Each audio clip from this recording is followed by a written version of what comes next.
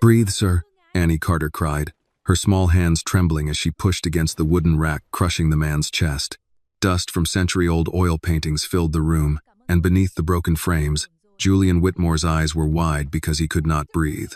"Please take a deep breath," Annie said, though she could see he was trying and failing. "L.P." The billionaire's eyes bulged as one hand clawed at the collar of his shirt, and the other searched helplessly across the empty floor. Annie looked at his chest, the tight pull of his throat, the panic in his face.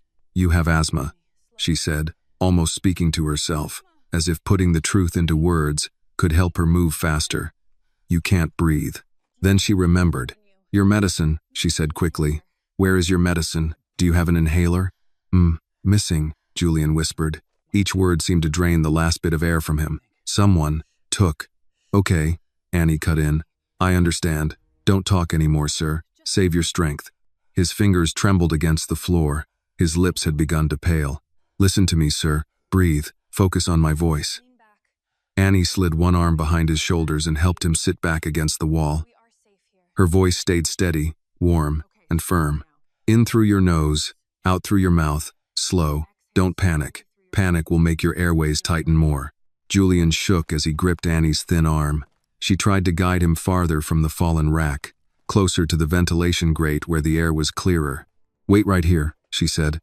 She ran toward the night shift administrative office, her shoes sliding on the polished floor.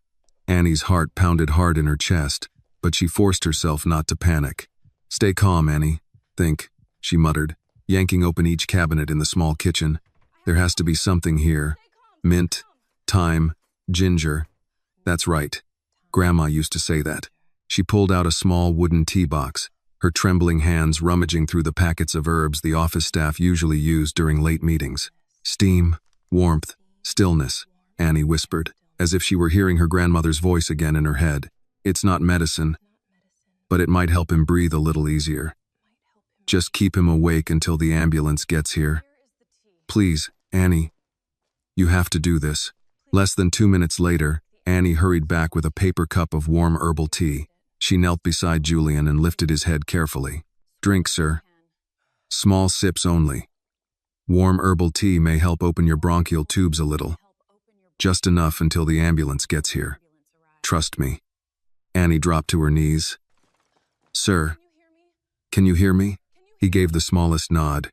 "I'm calling 911. She pulled out her phone, hit emergency, and put it on speaker with shaking fingers. While the dispatcher answered, Annie scanned the wreckage. "My name is Annie Carter," she told the dispatcher. "I'm at Whitmore and Vale Art Storage, West Restoration Wing. A man is trapped under a collapsed painting rack. He's breathing, but not well. I think he has asthma. There's heavy dust in the room." The dispatcher told her help was on the way and asked if the man was conscious. "Barely," Annie said. "Sir, keep looking at me."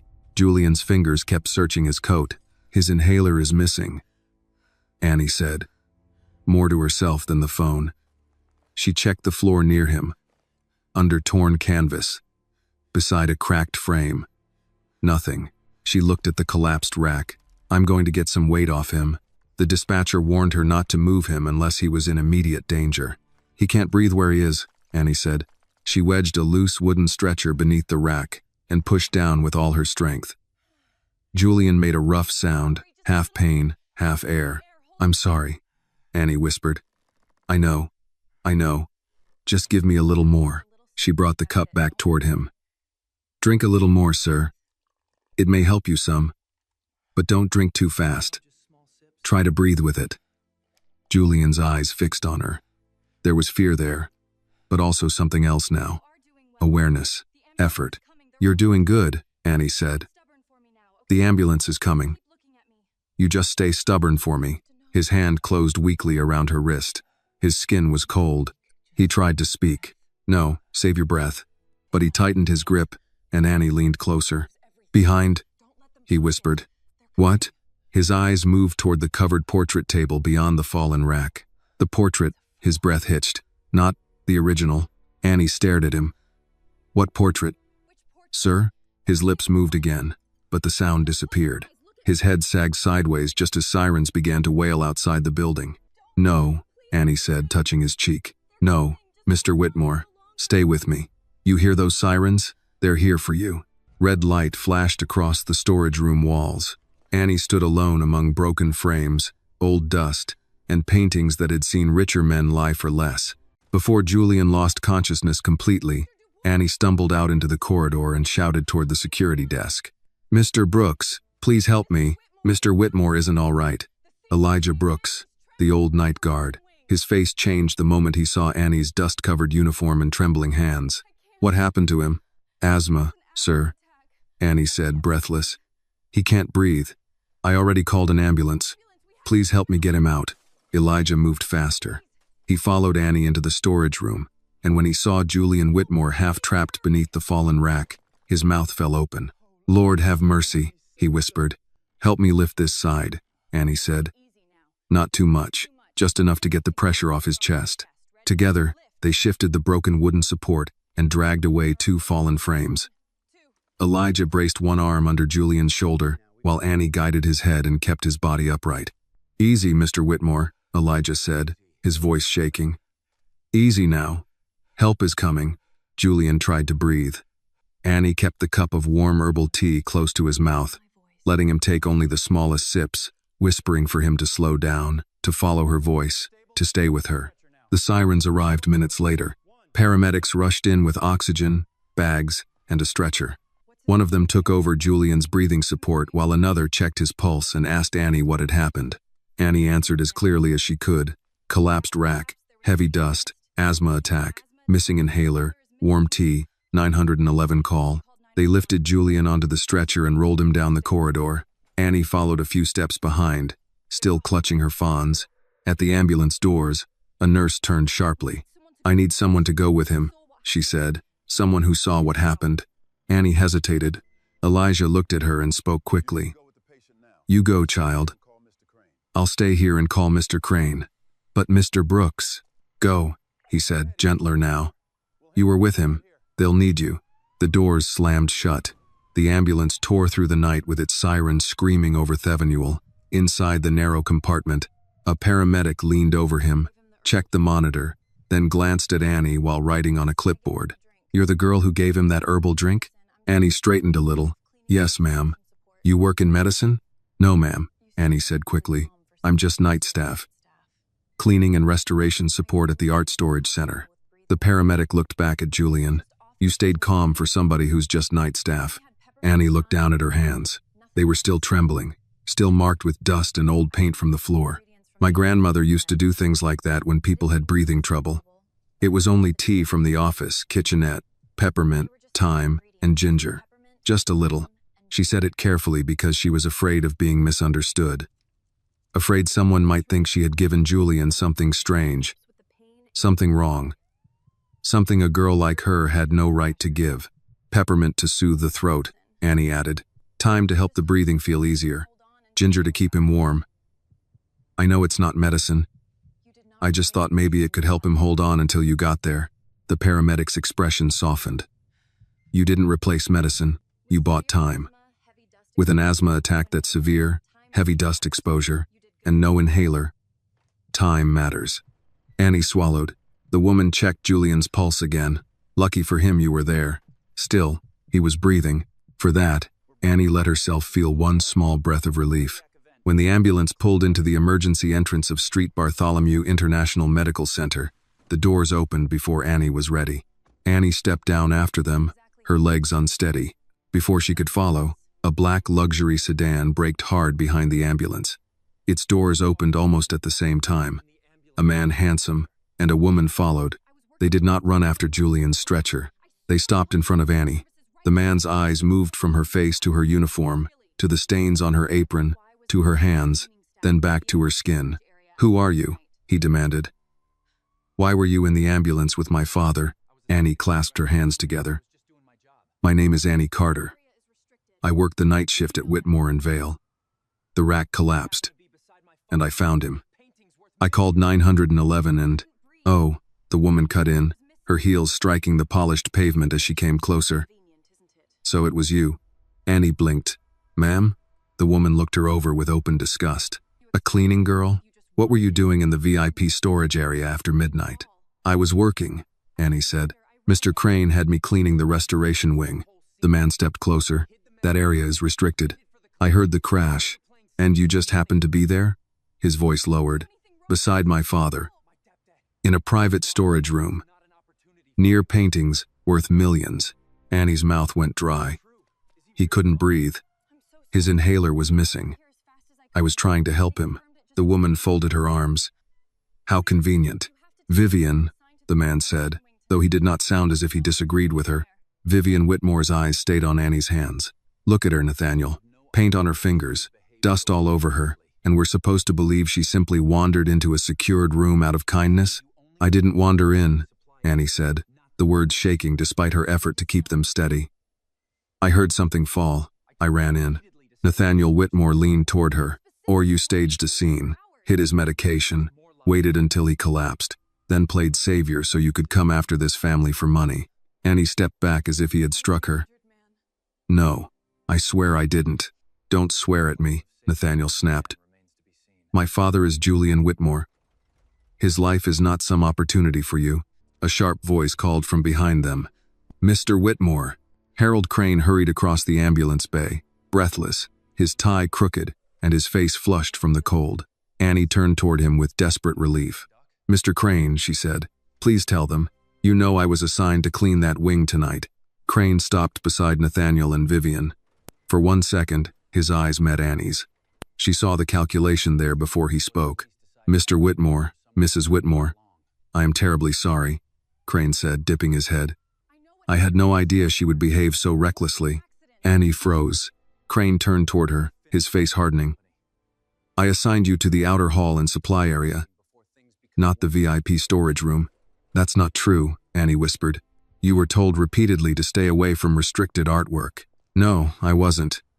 You told me to clean after everyone left. Crane's mouth tightened. This is not the time for more lies. Vivian gave a small, satisfied breath. Nathaniel looked at Annie as if the matter had now been settled. You see, he said, there are no coincidences this neat. Annie felt heat rise behind her eyes. I saved him. Nathaniel's expression did not change.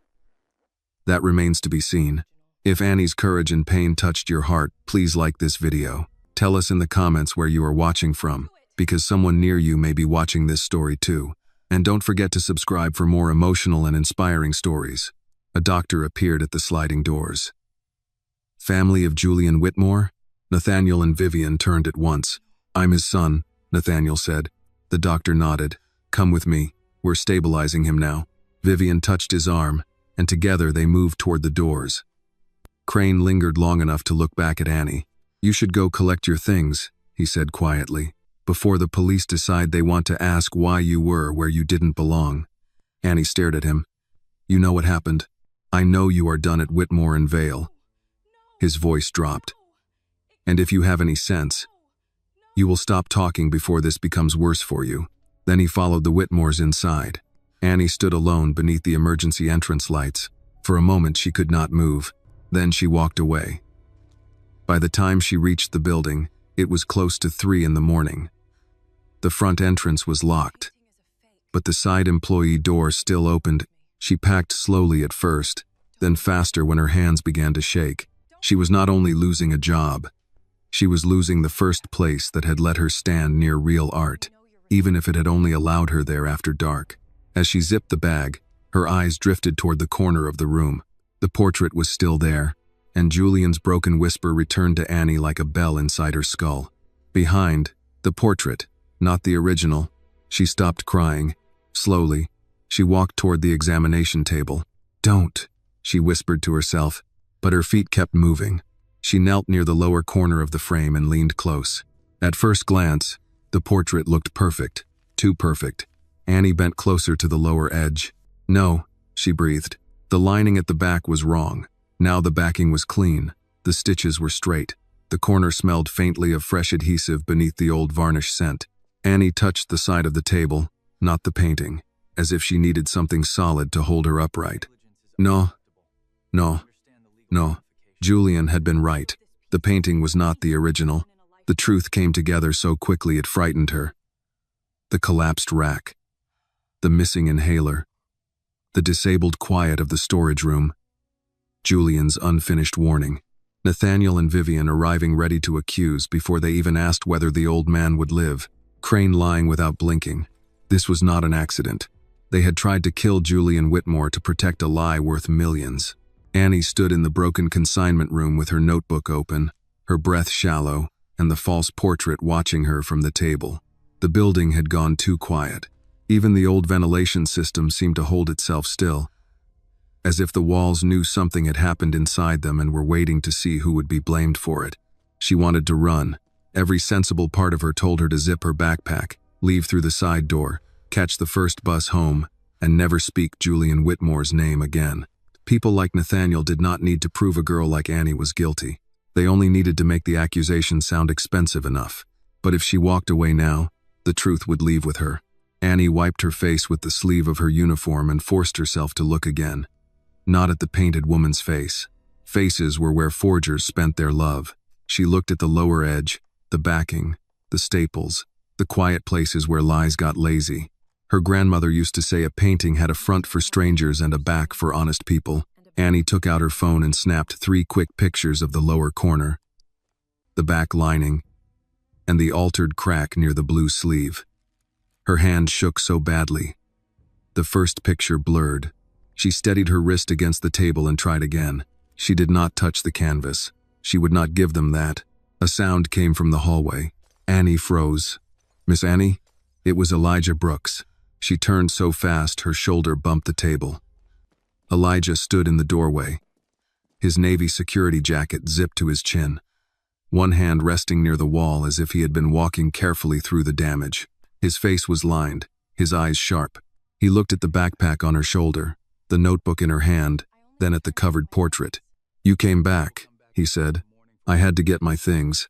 At 3 in the morning, folks usually only come back for things they forgot or things they fear somebody else might find." Annie swallowed. "Mr. Crane fired me." Elijah's jaw tightened, but he did not look surprised. "He called me from the hospital, told me to lock your employee code after tonight." Annie gave a small, bitter laugh. "After tonight? That's generous." Elijah stepped inside and lowered his voice. "What did you see?" Annie looked toward the door behind him. "You don't want to know. Child, I have worked nights in rich buildings for 40 years. I know plenty I never wanted to know." She hesitated. The words felt dangerous in her mouth. "The portrait is fake." Elijah did not speak at once. His eyes moved slowly to the table. "You sure?" "No," Annie said, then shook her head. "Yes. I mean, I'm not certified. I don't have a degree. I don't have anything they respect. But I know what I saw. Tell me." She showed him the notebook, the small sketch she had made weeks ago, the pictures on her phone. She explained the blue pigment, the false cracking, the clean backing, the missing uneven stitching. The more she spoke, the less like a frightened fired employee she sounded. Her voice found steadiness in the details. Elijah listened without interrupting. When she finished, he looked at the portrait for a long moment and said, "Then Mr. Whitmore knew." Annie nodded.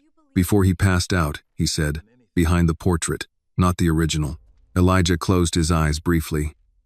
"Lord, I think someone switched it. I think the rack falling wasn't an accident." His inhaler was gone. He said someone took it.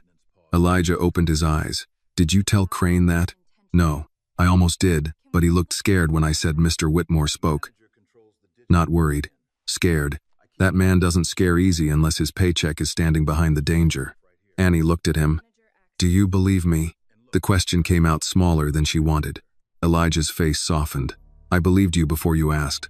That nearly broke her. She looked down, pressing her lips together, refusing to cry again in that room. Elijah walked to the security panel beside the door and glanced at the small green light above it. "Something happened with the cameras tonight." Annie looked up. "What do you mean?" System showed a maintenance pause on the West Hall feed. 15 minutes. During the accident? Close enough to make a man curious. "Can you pull the footage?" "Not from here. Crane controls the archive login, but I keep my own notes." He tapped his temple, then reached into his jacket and pulled out a folded pocket notebook. Old habit, back when systems went down and managers blamed whoever couldn't afford a lawyer. He flipped through the pages. Annie saw neat handwriting. Times, initials, small observations. At 11:42 p.m., he had written, West heat lamps off. Crane access. At 11:47, service elevator active. No scheduled move. At 11:54, West Hall camera maintenance pause. At 12:03, crash call. Annie stared at the entries. You wrote all this down? I write down anything that smells wrong. The heat lamps were off? For preservation, they shouldn't have been. Not with that portrait staged for auction. Annie felt the pieces shift in her mind. If the lamps were off, sensors might not catch a temperature change near the table. Elijah nodded slowly. Or somebody needed the room dark and quiet for a move. A crate, Annie whispered. The real portrait could have been moved out. Maybe. And the fake brought in. Maybe. She looked at the fallen rack. Then they made it look like an accident.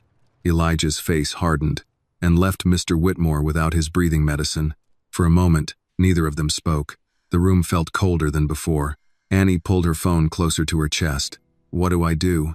First, you get out of here before Crane comes back. Second, you copy those pictures somewhere safe. Send them to yourself, to someone you trust, anybody they can't scare easy. I don't have many people. You got me. Annie looked at him. He said it plainly, without drama, as if offering help was no larger than holding a door. Elijah, if they find out you helped me, he gave her a look. I've been called worse things than unemployed.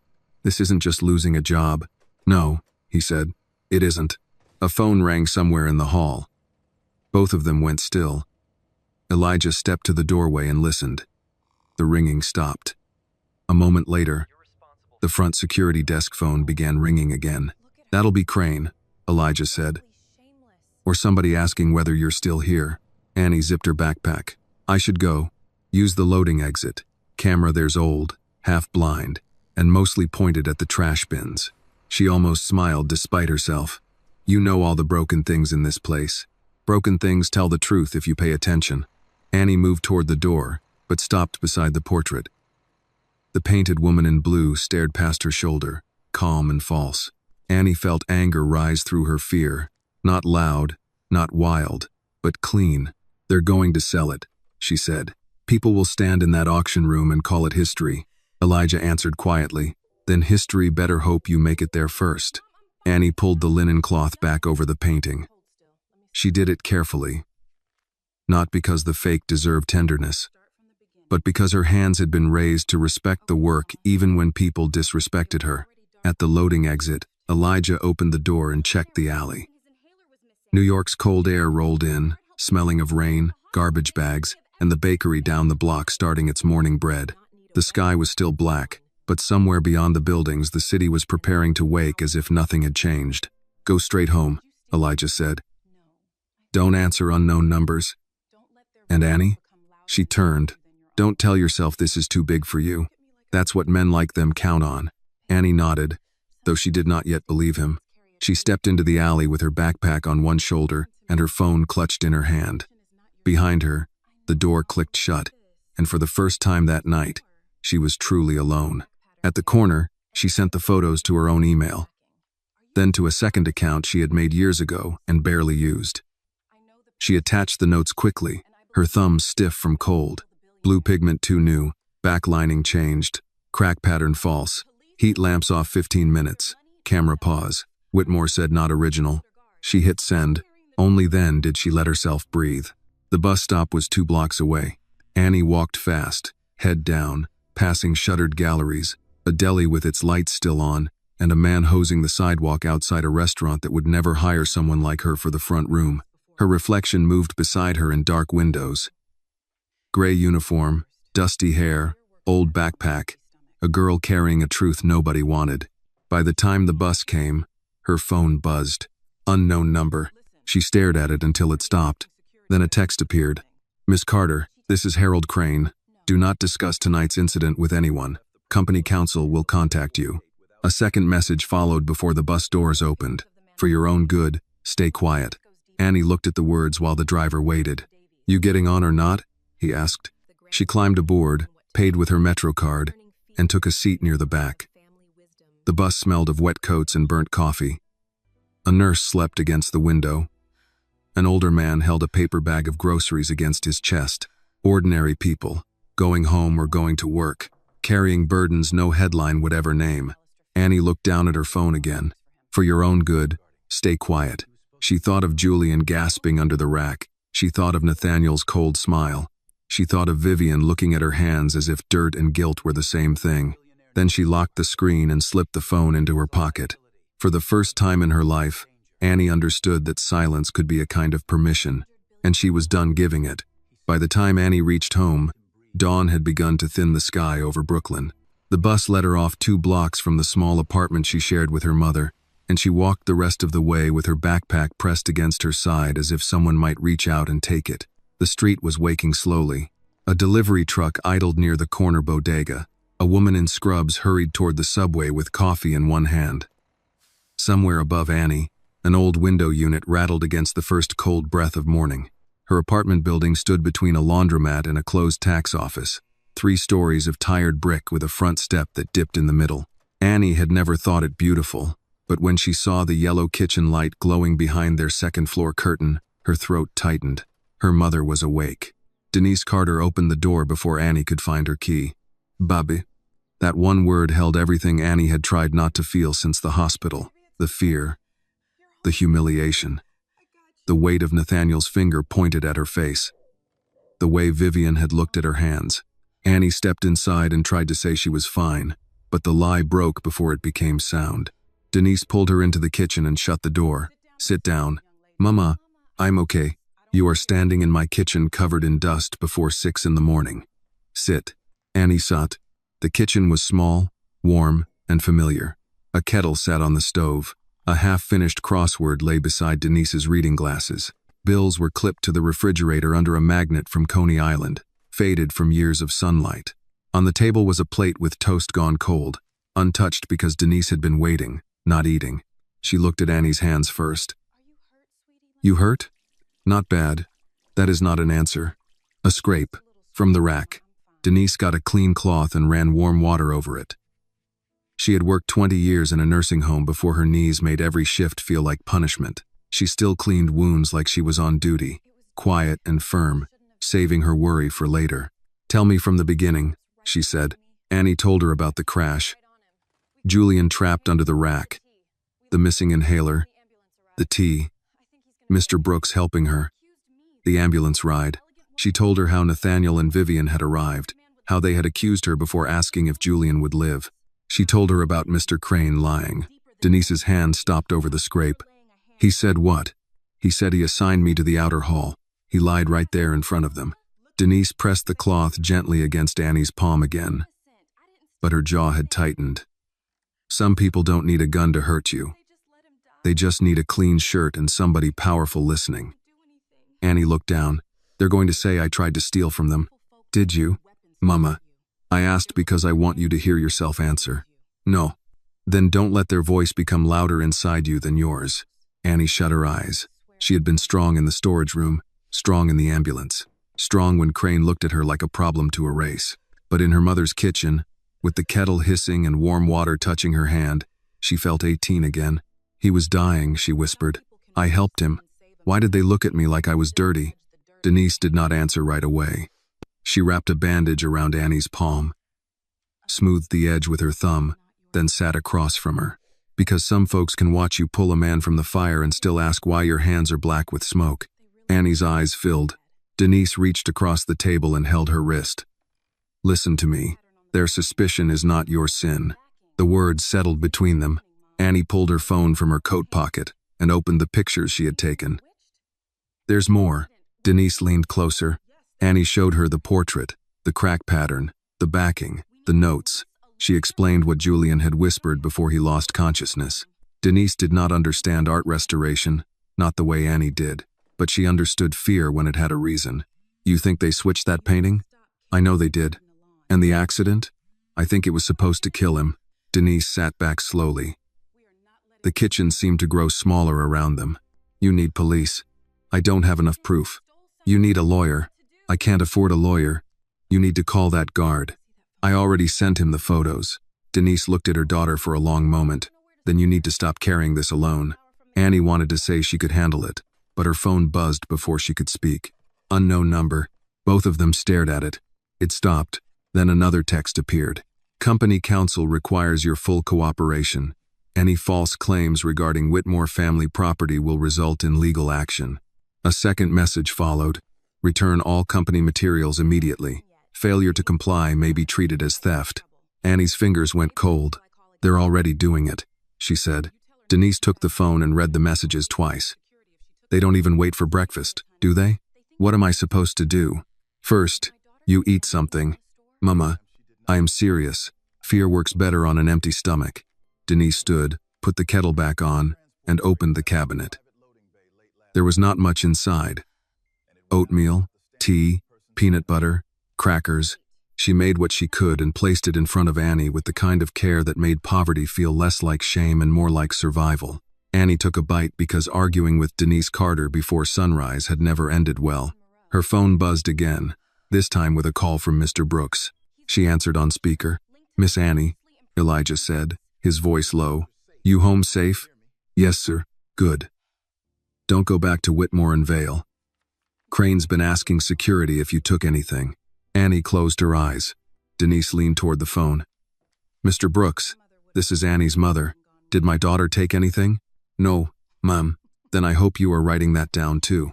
A small pause. Already did. Denise's face softened by half an inch. Good. Elijah continued. There's something else. A transport crate left through the private loading bay at 11:48 last night. No standard, two-person sign-off. Crane marked it as climate equipment. Annie sat straighter. The real painting. Could be. Do you know where it went? Not yet, but I saw the driver. Man named Victor Lorne signed the contractor sheet. Annie's breath caught. She knew the name.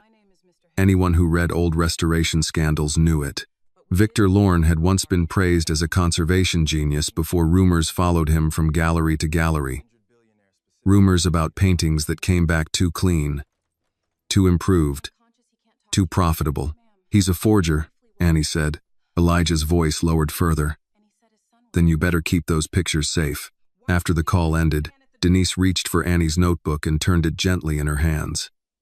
Your grandma would have known what to do with this. She would have told me not to touch rich people's trouble. No, Denise said. She would have told you not to touch it with dirty hands. Then she would have washed up and gone right back in. Despite everything, Annie almost smiled. By mid-morning, the first consequence arrived. An email from Whitmore and Vale appeared in her inbox. Termination effective immediately. Violation of restricted access policy.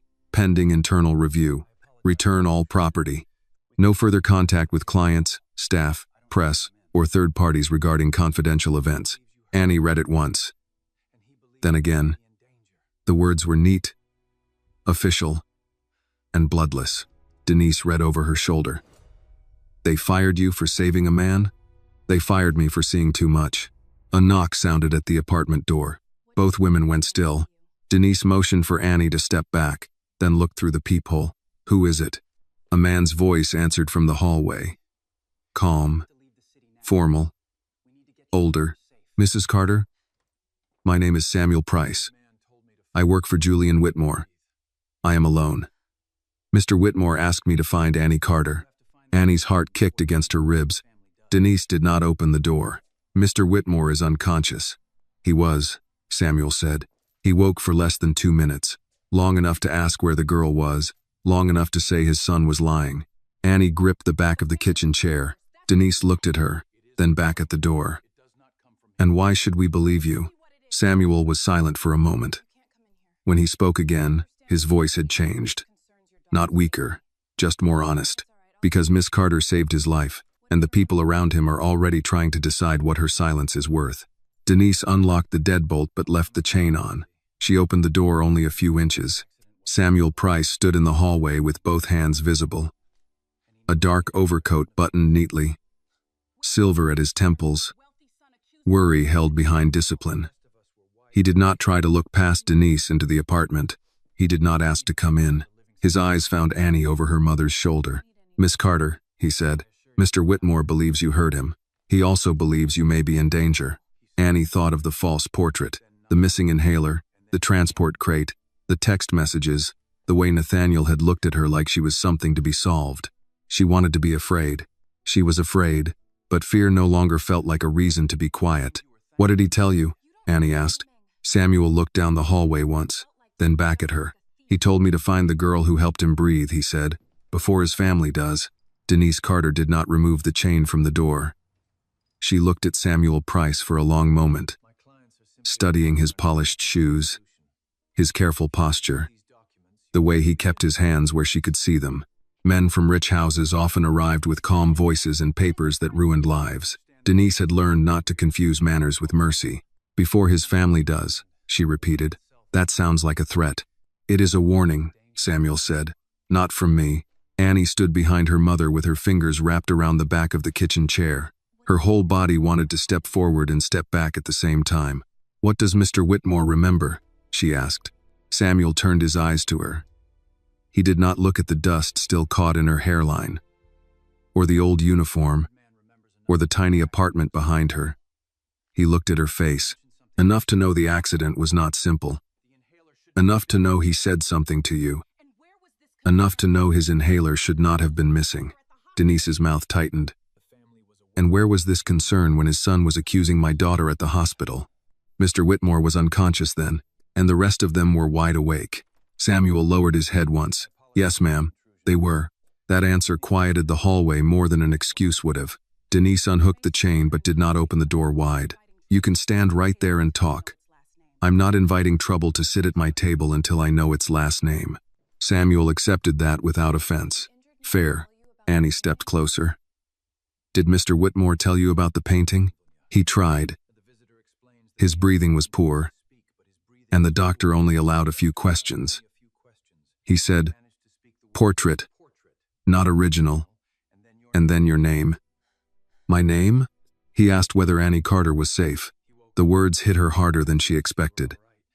In the hospital driveway, she had been called suspicious, reckless, convenient. Julian Whitmore, barely able to breathe, had remembered her name. Denise heard the catch in Annie's breath and moved half a step closer to her daughter. Samuel continued. "His son told him you had been thanked and paid. Mr. Whitmore did not believe that." "Because it's a lie," Annie said. "I know." "No," she said, sharper now. "You don't know. You didn't stand there while they looked at me like I crawled out from under that rack with his wallet in my hand." Samuel's face did not change, but something in his eyes did. "No, I did not. And I am sorry. Sorry doesn't get my job back. No, it does not. Sorry doesn't stop Mr. Crane from calling me a thief. No. Sorry doesn't make people in that world believe a girl like me over a man with a last name carved on buildings." Samuel paused. "That is why we need proof." Denise folded her arms. "There it is. You need something from her." "Yes," Samuel said, but not her silence, her eyes. Annie looked down at her bandaged palm. "I took pictures." Samuel's attention sharpened, but he did not move toward her. "Of the portrait, the back lining, the crack pattern, the lower corner. I sent copies to myself and to Mr. Brooks." "Good. I didn't touch the canvas." "Better." Denise looked at Annie. "You didn't tell me you sent them to Elijah." "I was scared." "You were smart." Samuel reached slowly into his coat and removed a card. He held it out. Not to Annie, but to Denise. "This is my private number. Not the office. Not Mr. Whitmore's family line. If anyone contacts Miss Carter, if anyone comes to this building, if Mr. Crane or company counsel tries to meet her alone, call me." Denise took the card but did not soften. "Are we calling police?" "Eventually, yes. But if we go too soon with only suspicion, Nathaniel will bury it under attorneys and procedure. We need the original transport logs, camera records, and confirmation of where that crate went." "Victor Lorne," Annie said. Samuel's brows drew together. "You know that name?" "I read about him. He was a restorer before people started whispering that his restorations came back looking too profitable. He has worked privately for several collectors," Samuel said, "including friends of Nathaniel Whitmore." Annie felt the room tilt a little. The fear had shape now. It was not a shadow. It had names, schedules, access codes, and money. Samuel looked toward the stairwell before speaking again. Mr. Whitmore is being moved to a private room. Nathaniel and Vivian are controlling access. I may have limited time to reach him directly. Until then, Miss Carter, do not return to Whitmore and Vale. They already told me to collect my things. You collected them? Yes. Did they see your notebook? No. Keep it hidden. Denise lifted the card. And what do we do about her termination? About these legal texts? You keep every message. Do not reply. Do not delete anything. I will have an attorney who is not connected to the Whitmore family review them quietly. Annie gave a tired, bitter laugh. Quietly. Everything in this story keeps happening quietly. Until it ruins me out loud. Samuel looked at her for a long second. Then we will have to make the truth louder. Before anyone could answer, footsteps sounded on the stairs below. Samuel turned his head. Denise pushed Annie gently behind the doorframe. A young delivery man appeared, carrying a plastic bag from the corner diner. He stopped when he saw 3 people staring at him. Ooh, Carter. Denise exhaled. That's us. Order for Denise. 2 coffees, grits, toast, side of bacon. Denise frowned. I didn't order breakfast. The young man checked the receipt, paid online. Samuel took 1 step forward. May I see the receipt? The delivery man shrugged and handed it over. Samuel read it, then passed it to Denise. No customer name, no phone number. At the bottom, under special instructions, someone had typed, "Enjoy your last quiet morning." Annie's stomach turned cold. Denise looked at Samuel. You still want to wait before police? Samuel's face had gone hard in a way Annie had not seen before. No, that changes things. The delivery man stepped back. I don't know anything about that. I just deliver. I know, Denise said, softer than her face looked. Go on, baby. He left quickly. Samuel took out his phone. I'm calling someone I trust. Detective Laura Bennett. She handles financial crimes, but she understands intimidation. Mrs. Carter, may I photograph that receipt? Denise held it out. Photograph it, copy it, frame it if it helps. Annie sank into the kitchen chair. They know where I live. Denise stood behind her and placed both hands on her shoulders. Then they know where your mother lives too. Let them remember that. Mama, I didn't say I could fight money. I said I can answer a door. Samuel was already speaking quietly into the phone in the hallway. Annie caught pieces. Witness intimidation, possible art fraud, medical endangerment, forged consignment asset, young woman at risk. His voice stayed calm, but each word landed like a lock turning. Denise leaned closer to Annie. Listen to me. Fear is going to tell you to apologize for being alive in the wrong room. Don't you dare. Annie looked at the cold toast on the table, the oatmeal softening in the bowl, the legal messages on her phone, and the delivery receipt now lying beside Samuel's card. Yesterday, she had worried about bus fare and whether Mr. Crane would cut her hours. Now people with family offices and private cars knew her address. I don't want to be brave, she said. I know. I just wanted to restore paintings. Denise touched her hair. Maybe God started you with paintings because he knew you'd need practice uncovering what people tried to hide. Samuel returned to the doorway.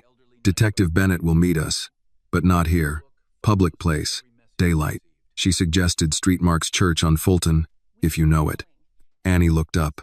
My grandmother worked on the murals there. I know, Denise said. Your grandma trusted that place. Samuel nodded. Mr. Brooks can meet us there as well. Bring the notebook, the photos, and every message you received. Denise reached for her coat. We're going with her. Samuel did not argue. Of course. Annie stood, then stopped. What about Mr. Whitmore? Samuel's expression changed just enough to show the worry beneath the discipline. I will try to reach him again after we speak to Detective Bennett. What if Nathaniel keeps him from you? Then Mr. Whitmore and I will do what we have done for 26 years. Denise raised an eyebrow. Which is? Samuel slipped his phone into his coat pocket. Find another door. 20 minutes later, Annie left the apartment between her mother and Samuel. She wore a plain sweater under her old coat, her backpack tight against both shoulders, her notebook wrapped in a grocery bag to keep it safe from the light rain beginning to fall. Denise locked the door twice, then checked it once more because mothers trusted locks only after testing them. On the sidewalk, Brooklyn had fully woken. Buses sighed at the curb. A man sold coffee from a cart. Two older women from the building watched from the stoop, not pretending they were not watching. "You all right, Annie?" one called. Annie opened her mouth, but Denise answered first. "She will be." The woman nodded as if that was enough for now. As they walked toward the subway, Annie looked at the gray morning reflected in store windows and felt the city around her. Tired, busy, unfair, alive. She did not feel ready. She did not feel safe. But for the first time since Julian's hand had closed around her wrist beneath the fallen rack, she was not carrying the truth alone. At street marks, the old wooden doors stood open. Inside, the church smelled faintly of candle wax, floor polish, and damp coats. Sunlight filtered through stained glass and fell across the faded wall murals Annie's grandmother had once cleaned with cotton swabs and patience. Elijah Brooks was already there, sitting in the third pew with his security cap in his hands. Beside him stood a woman in a dark coat, hair pulled back, badge clipped at her belt. Her eyes were steady, direct, and tired, in the way honest people got tired, when lies had too much money. "Annie Carter?" she asked. Annie nodded. "I'm Detective Laura Bennett. I hear you saw a painting that wasn't supposed to change." Annie gripped the notebook through the grocery bag. "Yes, ma'am," she said. "And I think someone tried to kill a man to keep it changed." Detective Bennett did not look shocked. She only opened her notebook. "Then start at the beginning," she said. "And don't leave out the parts they made you feel ashamed to say." Detective Laura Bennett listened without interrupting. That was the first thing Annie noticed. Most adults interrupted when they thought they already understood. Mr. Crane had interrupted to correct her. Nathaniel had interrupted to accuse her. Vivian had interrupted because silence from someone like Annie made her impatient. But Detective Bennett stood beneath the old church mural with her notebook open and let Annie speak until the whole terrible night had a shape. Annie told her about Julian under the rack, the missing inhaler, the herbal tea, the ambulance, Nathaniel and Vivian at the hospital. Crane's lie, the fake portrait, the altered backing, the text from Crane, the legal threat, and the breakfast delivery note. When her voice shook, Denise reached for her hand. When she forgot a detail, Elijah supplied the time from his pocket notebook. Samuel added only what he had verified through Julian's brief words and private records. When Annie finished, Detective Bennett looked at the notes for a long moment. "All right," she said, "here is what I know. You may be a witness to 3 separate things: an assault or attempted medical endangerment against Julian Whitmore, a high-value art fraud, and witness intimidation. What I do not have yet is enough to walk into Whitmore and Vale with a warrant and take the place apart." Denise frowned. "They sent food to my house with a threat on the receipt." "They did," Bennett said, "and I'm treating it seriously. But rich people threaten through distance. They'll say it was a prank, a delivery error, someone online. I need a line that connects the threat to the people who benefit." Annie looked down at her notebook. "So nothing happens?" "That is not what I said." Bennett's voice stayed level, but it sharpened enough to make Annie look up. "Cases do not begin with everything. They begin with one thing that holds, then another, then the lie gets too heavy to carry." Elijah gave a low hum. "That sounds like police talk for patience." "It is," Bennett said, "and I know patience feels insulting when somebody is already stepping on your neck." Denise looked at her then with a little less suspicion. Samuel stood near the end of the pew, hands folded over the handle of his umbrella. "Detective, what do you need first?" "The original logs, not summaries, access records, camera maintenance alerts, heat lamp system activity, transport crate sign-outs, and employee termination documents. If Miss Brooks has handwritten notes, I want copies, not the original yet. Originals stay safe." Elijah patted his jacket pocket. "I don't let originals leave my person unless the Lord asks personally." Bennett almost smiled. "Good policy." Annie opened her phone and handed it over after Bennett asked permission. The detective photographed the messages, the delivery receipt, and the pictures Annie had taken of the portrait. She zoomed in on the back lining and the crack near the woman's blue sleeve.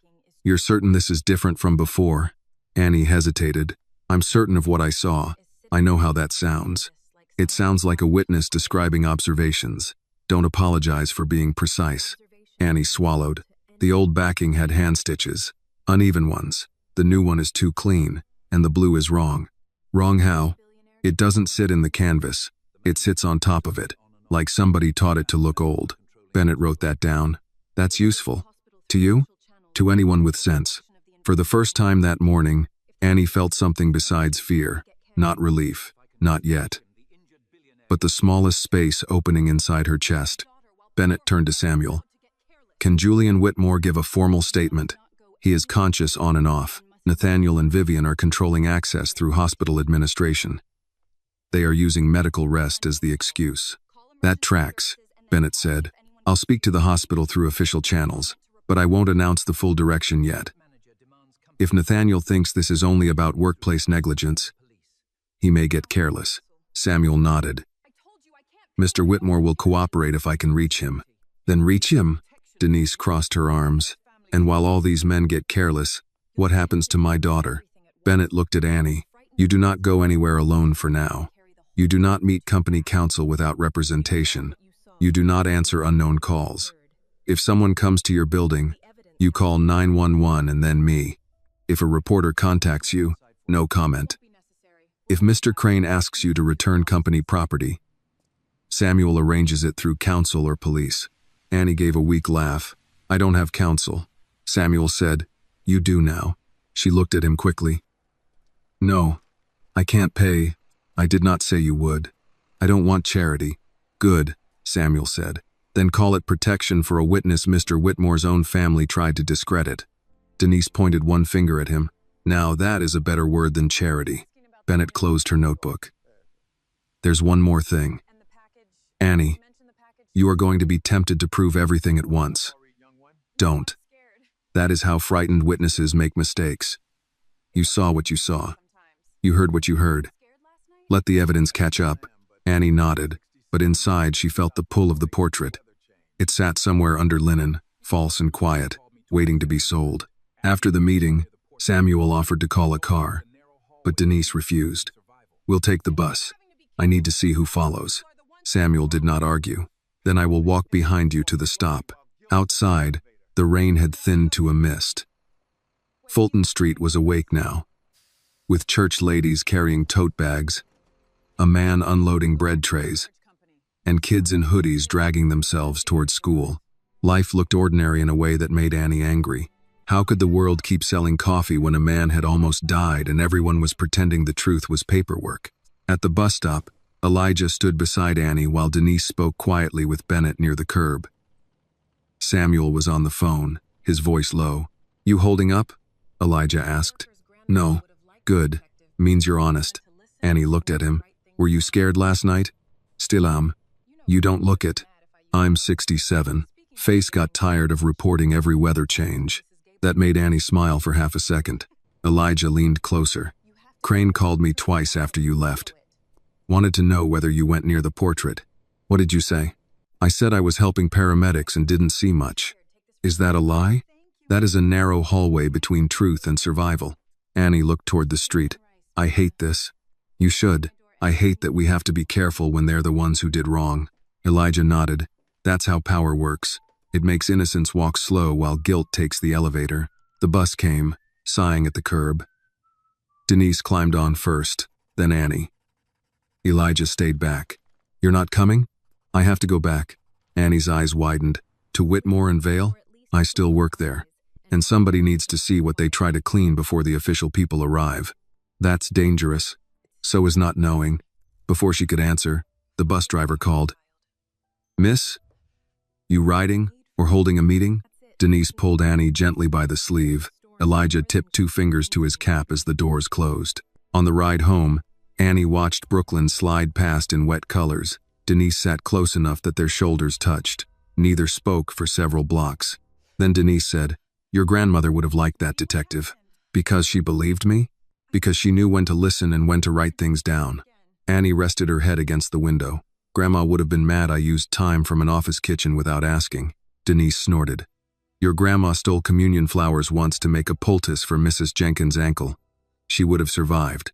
The laugh that came out of Annie was small and tired, but real. Then it faded. What if they sell the painting before anyone stops them? Denise looked ahead. Then you keep enough truth alive to follow it. At the apartment, the hallway smelled of bleach and fried onions. Their neighbor, Mrs. Alvarez, opened her door just as they reached the stairs. "Denise," she said, pretending not to stare at Annie's swollen eyes. "I made too much chicken and rice." "You take some later." Denise nodded. "Thank you." Mrs. Alvarez looked at Annie. "You need anything, you knock." "I don't care what time," Annie managed. "Thank you, ma'am." Inside, the apartment felt different. Not safer exactly, but less lonely. Denise put the kettle on again. Annie sat at the table and made 3 copies of everything: photos, notes, messages, names, times. She emailed them to herself, Elijah, and the new address Samuel had given her. Then she wrote the whole night from memory, beginning with the crash and ending with Detective Bennett at the church. By noon, exhaustion hit her so hard her hands stopped moving. Denise put a blanket around her shoulders. "Sleep for an hour." "I can't." "Then close your eyes and argue with God quietly." Annie almost obeyed, but her phone buzzed. This time it was not unknown. It was an email from the apprenticeship program at the Metropolitan Conservation Workshop, the one Annie had dreamed about for 2 years. She had applied 3 months earlier with photos of practice restorations, letters from 2 church elders, and a personal essay about her grandmother teaching her to clean smoke damage from a mural of Mary holding Jesus. Her hands shook as she opened it. "Dear Miss Carter, after further review, we regret to inform you that your application is no longer under consideration. Due to concerns regarding recent professional conduct, we are unable to proceed at this time." Annie read the sentence once, then again. Denise saw her face. "What is it?" Annie turned the phone around. Denise's eyes moved across the screen. The anger came slowly, not loud, but deep. They reached them. Annie nodded. The apprenticeship had been more than a program. It had been a doorway, a real one that did not lead through a service entrance. She placed the phone on the table with care because if she held it any longer, she might throw it. "They don't just want me quiet," she said. "They want me erased." Denise sat across from her. "Then we make copies of you too." Annie looked up. "Your work, your sketches, your church projects, your notes, everything that proves who you were before they started lying." Annie took a breath, then pulled a plastic storage bin from beneath the sink. Inside were old sketchbooks, photos of repaired church panels, sample boards, letters, and the first pair of white cotton gloves her grandmother had bought her from a museum gift shop. She touched the gloves. Grandma Rose had told her, "These don't mean the art is too good for your hands. They mean your hands are worth preparing." Annie folded them carefully and set them beside the notebook. Across town, in a private hospital room, Julian Whitmore opened his eyes to the sound of his son speaking softly near the door. "She's handled," Nathaniel said. "The girl won't be a problem." Julian kept his breathing shallow and his eyes half closed. Vivian answered, "Make sure of it. If she talks about the portrait, everything falls apart." Julian's fingers tightened under the blanket. He remembered dust. He remembered no inhaler. He remembered a young voice telling him not to panic. And now, at last, he remembered enough to be afraid for someone other than himself. Julian Whitmore kept his eyes half closed while Nathaniel and Vivian spoke near the door. Their voices low enough for a sick room but not low enough for a man who had spent his life listening to people lie across polished tables. "She's handled," Nathaniel said. "The girl won't be a problem," Vivian answered. "Make sure of it. If she talks about the portrait, everything falls apart." The portrait. Julian let the words settle inside him. It did not come all at once. Memory never did after pain. It returned in broken pieces. The examination lamp, the back of the frame, the strip of old lining, the wrong scent beneath the varnish, Nathaniel watching him too closely. Then the storage room, dust, weight on his chest, his hand searching for the inhaler that was always in his inside pocket. It had not been there. His throat tightened even with oxygen resting beneath his nose. Nathaniel stepped closer to the bed. Julian forced his hand to relax under the blanket. "He's asleep," Vivian whispered. "He'll be kept that way if the doctors know what's good for him," Nathaniel said.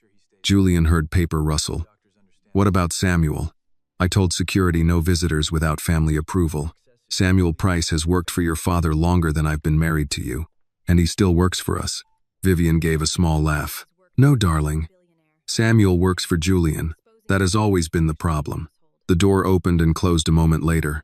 Their footsteps faded down the hallway. Julian waited 10 seconds, then 20. Only when the room settled into the steady beeping of machines did he open his eyes fully. The ceiling above him was white, expensive, and useless. He turned his head slowly. Pain moved through his ribs, dull and deep. The doctors had told him he was lucky. Lucky that the rack had not crushed his chest completely. Lucky that help had come fast. Lucky that some young employee had known enough to sit him upright, keep him calm, and help him breathe until the ambulance arrived. Lucky, he almost laughed, but the attempt turned into a cough that burned. A nurse came in at once. "Mr. Whitmore?" He lifted a hand to show he was awake. "Water." She held a cup with a straw to his lips. Small sip. He drank, then waited until the cough passed. "My son gave instructions about visitors?" The nurse's face became careful. Hospital staff were trained to be careful around wealthy families. Julian had seen that look before from across boardroom tables and charity galas. It was the face people wore when rules met money. "Your family requested reduced stimulation," she said. "You need rest." "My family requested control." She did not answer. "What is your name?" Julian asked. "Maria." "Maria, I need my phone." "Sir, you're still under observation. My phone will not worsen my lungs. It may raise your stress. I assure you not having it is doing that already." She hesitated. Julian softened his voice. "Please." That word had bought less in his life than money had, but it had cost him more to say. Maria opened the drawer beside the bed and handed him his phone. 2 minutes. "If your numbers spike, I'm taking it back." "Fair." His fingers were unsteady. He hated that.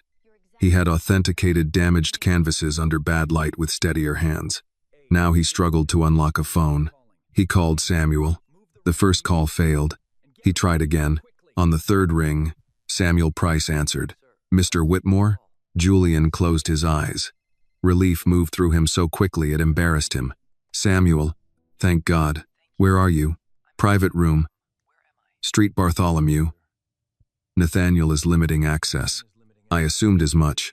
I am already with Miss Carter." Julian's eyes opened. "She's safe?" "For the moment. Frightened, fired, threatened, and being smeared, but safe." Julian turned his face away from the door. "They told me she was thanked and paid. They lied. I knew." "Yes, sir." Julian swallowed. His throat still felt scraped raw. "I remember the portrait." Samuel's voice changed. "What do you remember?" "The back. The lining was wrong. Too clean. And the varnish had a modern scent. I was going to pull the old records then."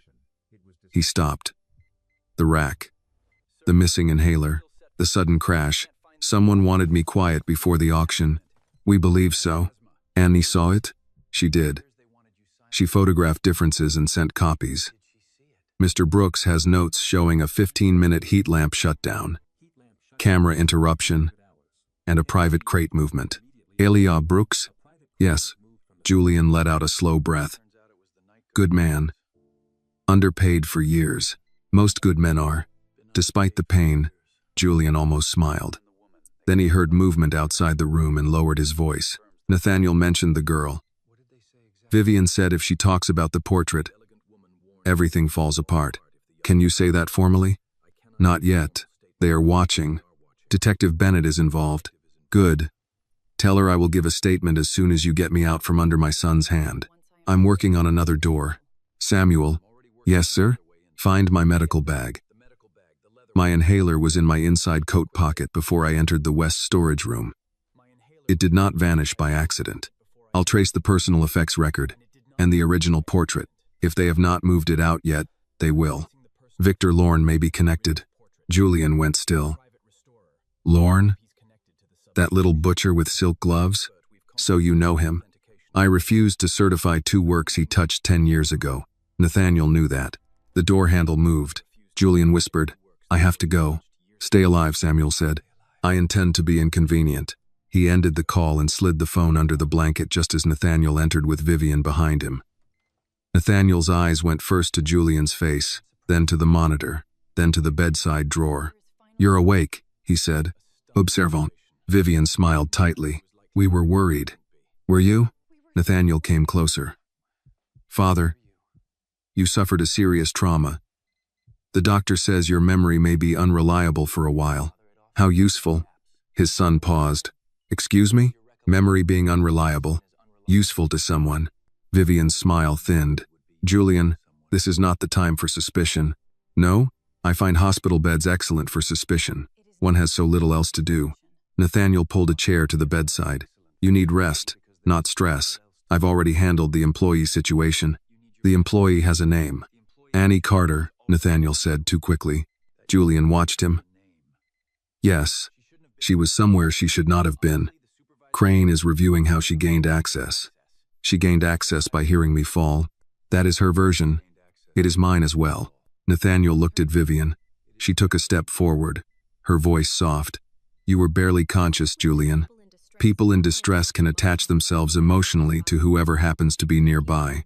Julian turned his eyes to her, and people with guilt often explain compassion as manipulation. Color rose faintly in her cheeks. Nathaniel leaned in. You are not thinking clearly. That girl may have touched the portrait. She may have caused the rack collapse. Julian's breathing changed. The monitor caught it, beeping faster. Maria appeared at the door. Mr. Whitmore needs calm. Julian lifted one hand. Then remove the source. Nathaniel stiffened. Father, I want Samuel Price. He isn't family. No, Julian said. He is useful. Vivian's voice hardened under the polish. After everything Nathaniel has done to protect you, protect me from whom? The girl who saved my breath, or the son who keeps trying to spend it for me? Silence struck the room. Nathaniel's face changed. Just for a second. The sun disappeared. Something colder looked out. You should be careful, he said. Maria stepped closer. Sir, I need you to leave. Nathaniel recovered his expression. Of course, we only want what's best for him. Julian looked at the nurse. No family visitors without my direct consent. Put it in the chart. Nathaniel's jaw tightened. You don't mean that. I have authenticated forgeries with more convincing distress than yours. Leave. Vivian turned first. Nathaniel followed, but at the door he looked back. You are making a mistake, Julian answered. Then it will be one of the few I make for myself. When they were gone, Maria checked the monitor. You shouldn't provoke them. I did not provoke them. I identified them. She gave him a look that reminded him of women who had raised children, managed doctors, and outlived fools. There a difference? Sometimes. She adjusted his oxygen. Your Samuel Price is downstairs. Security has been refusing him. Please call hospital administration. Mr. Whitmore, that will become complicated. Julian looked toward the closed door. He thought of Annie Carter in a gray uniform, her hands steady under dust and fear. He thought of his son using her poverty as a weapon. He thought of a masterpiece stolen and a girl being turned into evidence. Maria, he said, complicated has already arrived. 15 minutes later, Samuel entered the room with Detective Bennett beside him. Samuel's coat was damp from rain, his expression controlled, but Julian knew him too well. Anger lived in the small details, the tightness around the eyes, the exact placement of his briefcase, the way he did not ask how Julian felt before looking at the door. Detective Bennett showed her badge. Mr. Whitmore, I need to know whether you're well enough to answer questions. Julian shifted against the pillow. Pain answered, but so did purpose. I am not well enough, he said, but I am angry enough. Bennett opened her notebook. That will do for now. Samuel moved closer. Miss Carter is cooperating. Is she protected? We are taking steps. Take more. Bennett looked at him. Mr. Whitmore, did someone intentionally remove your inhaler? Julian closed his eyes and returned to the storage room, his coat, his pocket, the missing weight. Nathaniel nearby earlier, offering to help him with the frame. Vivian distracting him with a question about auction seating. Crane at the door. He opened his eyes. I cannot prove who took it yet, he said. But I can tell you this. It was in my pocket when I entered that building, and gone when I was dying under that rack. And the painting? The portrait scheduled for auction is not the original I examined. Samuel's face tightened, though he did not interrupt. Bennett wrote quickly, Who benefits from the substitution? Julian looked toward the door where his son had stood. My son, he said, and anyone foolish enough to believe blood makes fraud less ugly. The words cost him breath, but he did not regret them. For the first time since waking, Julian felt the room change. Not safe. Not yet. But no longer sealed. Somewhere in Brooklyn, Annie Carter had spoken. Now he had too. Samuel Price did not stay long in Julian Whitmore's hospital room. He knew better than to mistake a door opened once for a door secured. Nathaniel would learn soon enough that hospital administration had changed the visitor list, and Vivian would not forgive the embarrassment of being turned away by a nurse with a clipboard. People like them smiled in public and punished in private. Before Samuel left, Julian caught his sleeve. "Annie," Julian said, "I'll see her." Not as a messenger carrying gratitude. Samuel looked at him. "Then how?" "As a man carrying a debt." Julian's voice was weak, but his eyes were clear now. "Tell her I believed her before I had proof. She deserves to know that." Samuel nodded. "And if she refuses to speak with me, then you respect it, but make sure she is safe." Detective Bennett closed her notebook. "Mr. Whitmore, safe is going to require more than respect. Your son is already moving faster than we are." Julian turned to her. "Then move faster." Bennett did not blink. "That is easier to say from a hospital bed than to do inside a court system." A tired smile touched Julian's mouth. "Detective, I have spent 30 years watching men use systems as hiding places. I am asking you to make this one inconvenient." Bennett studied him for half a second, then put her notebook away. "That I can attempt." By early afternoon, Samuel was back in Brooklyn, walking beside Detective Bennett toward Street Marks Church. The rain had stopped, leaving the sidewalk dark and slick. A school bus sighed at the corner. Two older men sat outside a barber shop with paper coffee cups, watching the street the way older men in city neighborhoods often did, missing nothing and pretending to be bored. Inside the church basement, Annie sat at a folding table beneath fluorescent lights that buzzed softly. Denise was beside her, sorting old photographs and sample boards into piles. Elijah Brooks stood near the coffee urn with his cap in his hands. He had come straight from Whitmore and Vale, and the weariness on his face had sharpened into concern. Annie looked up when Samuel entered. For 1 second, the room held its breath. "Is he alive?" she asked. Samuel stopped across from her, not too close. "Yes, he is awake, weak, but clear." Annie's shoulders dropped just a little. She tried to hide the relief, but failed. "He remembers you," Samuel said. "He asked me to tell you he believed you before he had proof." Denise glanced at Annie. Annie looked down at the table. "That doesn't sound like something a billionaire says often," Denise said. "It is not," Samuel replied. Detective Bennett pulled out a chair and sat. "We need to compare what we have. Mr. Brooks, you said you went back into Whitmore and Vale?" Elijah nodded. "Carefully. What did you find?" He took a folded sheet from his jacket. "Crane's been cleaning house." "Not with a mop." "Digitally. He requested access archive edits under incident review. That usually means somebody wants tomorrow's records to look different from yesterday's truth." Samuel's face tightened. "Can he delete the camera outage?" "Not cleanly. System keeps a maintenance shadow log. Most managers forget that." Annie leaned forward. "A what?" "A record of records being changed," Elijah said. "Like footprints left by a man sweeping footprints." Bennett held out her hand. "You copied it?" "I photographed the screen. Didn't print. Printer logs." Bennett's mouth twitched. "You've done this before. I've watched men blame janitors before." He handed her his phone. Bennett examined the images and wrote times beside her notes. The West Hall camera was placed in maintenance mode at 11:54 p.m. User credential H. Crane. Heat preservation system was manually shut down at 11:42. Same credential. Service elevator used at 11:48 under private transport authorization. Approval code N. Whitmore. Annie said quietly. "Nathaniel." Samuel set his briefcase on the table and opened it. Julian confirmed that the portrait scheduled for auction is not the original he examined. He also confirmed his inhaler was in his pocket when he arrived at the building. "Can he identify who removed it?" Bennett asked. "Not yet. Then we keep that as a medical endangerment line, not the center of the warrant. The painting will move us faster." Denise frowned. "Faster than someone almost killing him?" "Sadly, yes," Bennett said. "A multi-million-dollar fraud leaves financial trails.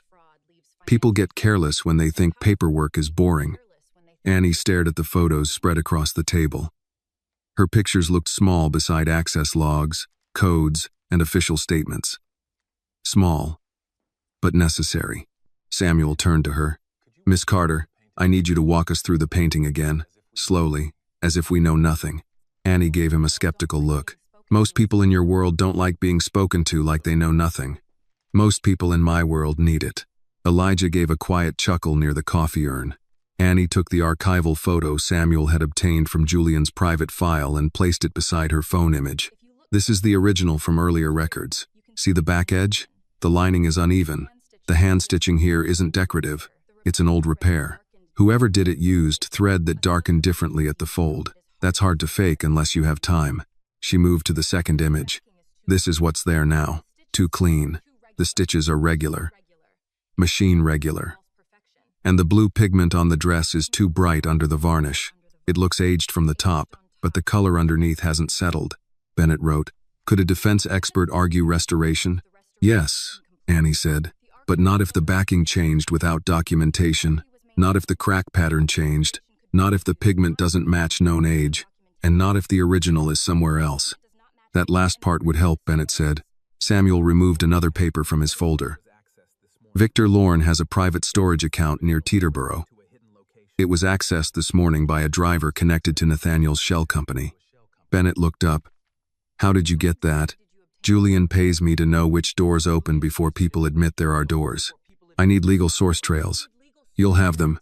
Denise looked between them. "While you all chase paper, what happens to Annie's name?" "Her apprenticeship rejected her this morning." Samuel looked at Annie. "Which program?" "Metropolitan Conservation Workshop," Annie said. She tried to sound detached and failed. "They said recent professional conduct." Samuel closed his eyes for half a second. "Vivian, you know that?" "I know her habits. She can ruin a reputation without appearing in the sentence." Bennett leaned back. "That can become part of a civil case. But right now we focus on criminal exposure." Annie's voice tightened. "Easy to say when it isn't your future getting erased." Bennett did not soften her face, but her voice changed. "You're right. It is easy to say.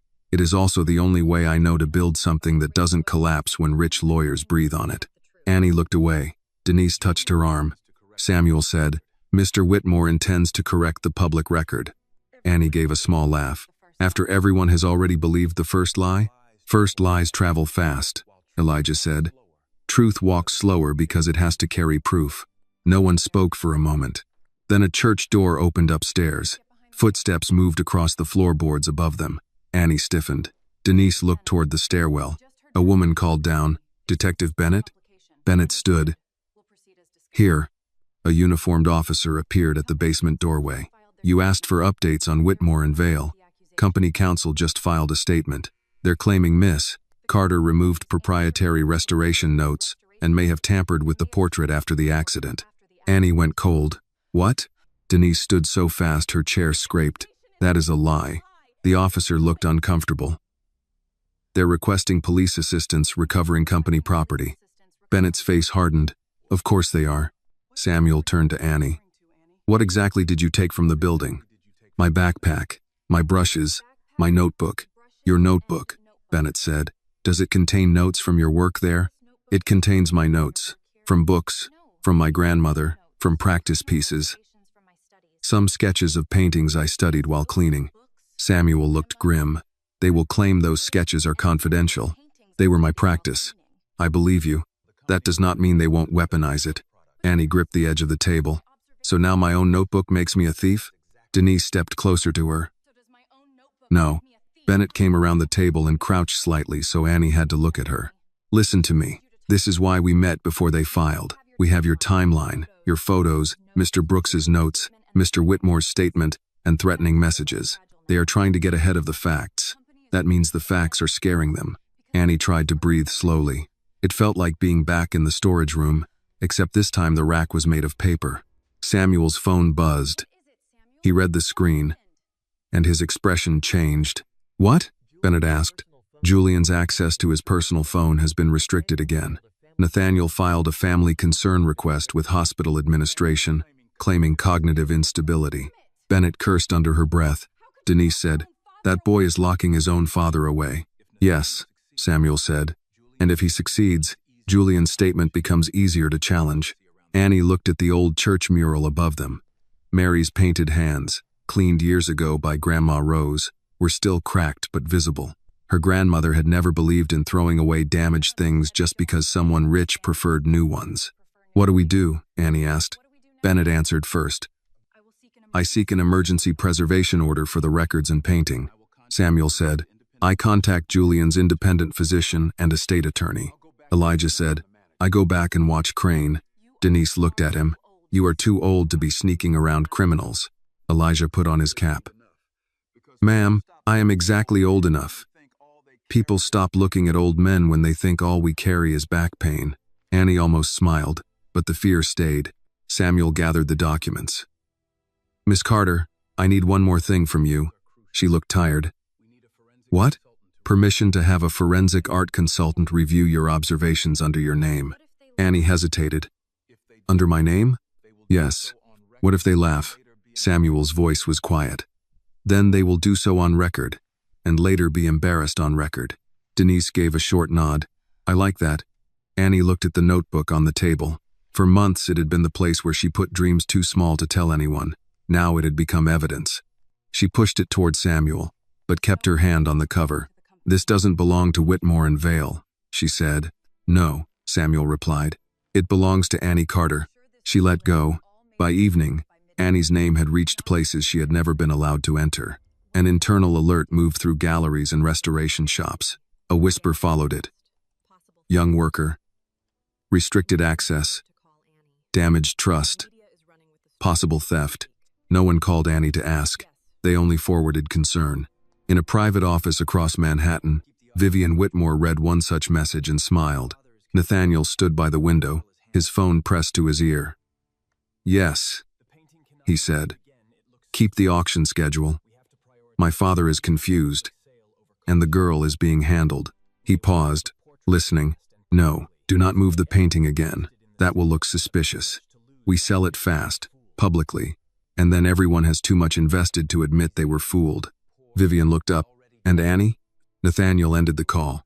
She is 18, he said, poor, fired, and already doubted. By the time she tells the truth, no one will want to be seen believing her. Vivian reached for her coat. Then let's make sure she stays exactly that. Across the city, Annie sat at her mother's kitchen table with no job, no apprenticeship, and her notebook gone into Samuel's briefcase. Rain tapped against the window. Denise was making soup because grief, in her opinion, still had to eat. Annie's phone buzzed. An email appeared from an address she did not know. Attached was a formal cease and desist letter naming her in bold type. Below it, one sentence had been typed without signature. Girls who reach above their place lose the hand. Annie stared at the words until they blurred. Then she took a screenshot and sent it to Detective Bennett. No reply, no argument, no fear given back to them, just proof. Annie did not sleep much that night. She lay on the narrow bed beside the window, listening to rain tick against the fire escape and the pipes knock inside the wall. Her mother had gone to bed after midnight, though Annie knew Denise was not sleeping either. Every few minutes the apartment made a small sound, and Annie wondered if it was the building settling or fear learning how to move quietly. The email sat in her phone like a poison needle. Girls who reach above their place lose the hand. She had sent it to Detective Bennett without answering, just as she had been told. Then she had copied it to Samuel. Then she had put the phone face down on her blanket and tried not to imagine Vivian smiling while someone typed it. At 6:12 inches the morning, the phone buzzed. Annie grabbed it so fast her heart hurt. It was not Vivian, not Crane, not an unknown threat. It was Samuel. Miss Carter.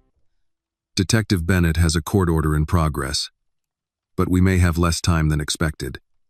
Auction remains scheduled for tomorrow night. Can you meet at Street Marks by 9? Bring anything your grandmother taught you about testing varnish safely. Annie read the message 3 times. Tomorrow night. The fake portrait was not waiting for justice to catch up. It was being polished for sale. She got up, dressed quietly, and opened the plastic bin beneath her desk. Inside were old sketchbooks, sample boards, cotton swabs, a small magnifier, and a metal tin that had belonged to Grandma Rose. The tin smelled faintly of clove, paper, and old wood. Annie sat on the floor and lifted the lid. Inside were folded notes in her grandmother's handwriting. Recipes for cleaning smoke-darkened varnish. Warnings written in all caps. Never test the center first. Never trust shine. Old damage tells the truth if you don't bully it. At the bottom was a small cloth pouch with 2 glass vials wrapped in cotton. Annie touched them carefully. They were not magic. They were mild testing solutions used in old restoration work, the kind her grandmother had diluted almost to gentleness. Annie would never use them on a masterpiece without permission, but on a tiny hidden edge, under supervision, they could reveal whether a top layer was newly applied. Denise appeared at the bedroom door in her robe. "You're going back to the church?" "Yes. You eat first." "Mama, the auction is tomorrow, and your stomach is this morning." Denise made toast and eggs while Annie packed the tin, her gloves, and copies of her notes. Neither of them said much. Some mornings did not need many words. Before Annie left, Denise handed her a folded paper towel with 2 slices of toast inside. "For the road." Annie almost smiled. "You know I'm 18, right?" I remember the day very clearly. At Street Marks, Samuel was already downstairs with Elijah Brooks and Detective Bennett. A second man stood near the table, short, gray-bearded, wearing a tweed jacket that had seen better decades. He held Annie's printed photos under a lamp and was examining them through a magnifier. Samuel introduced him.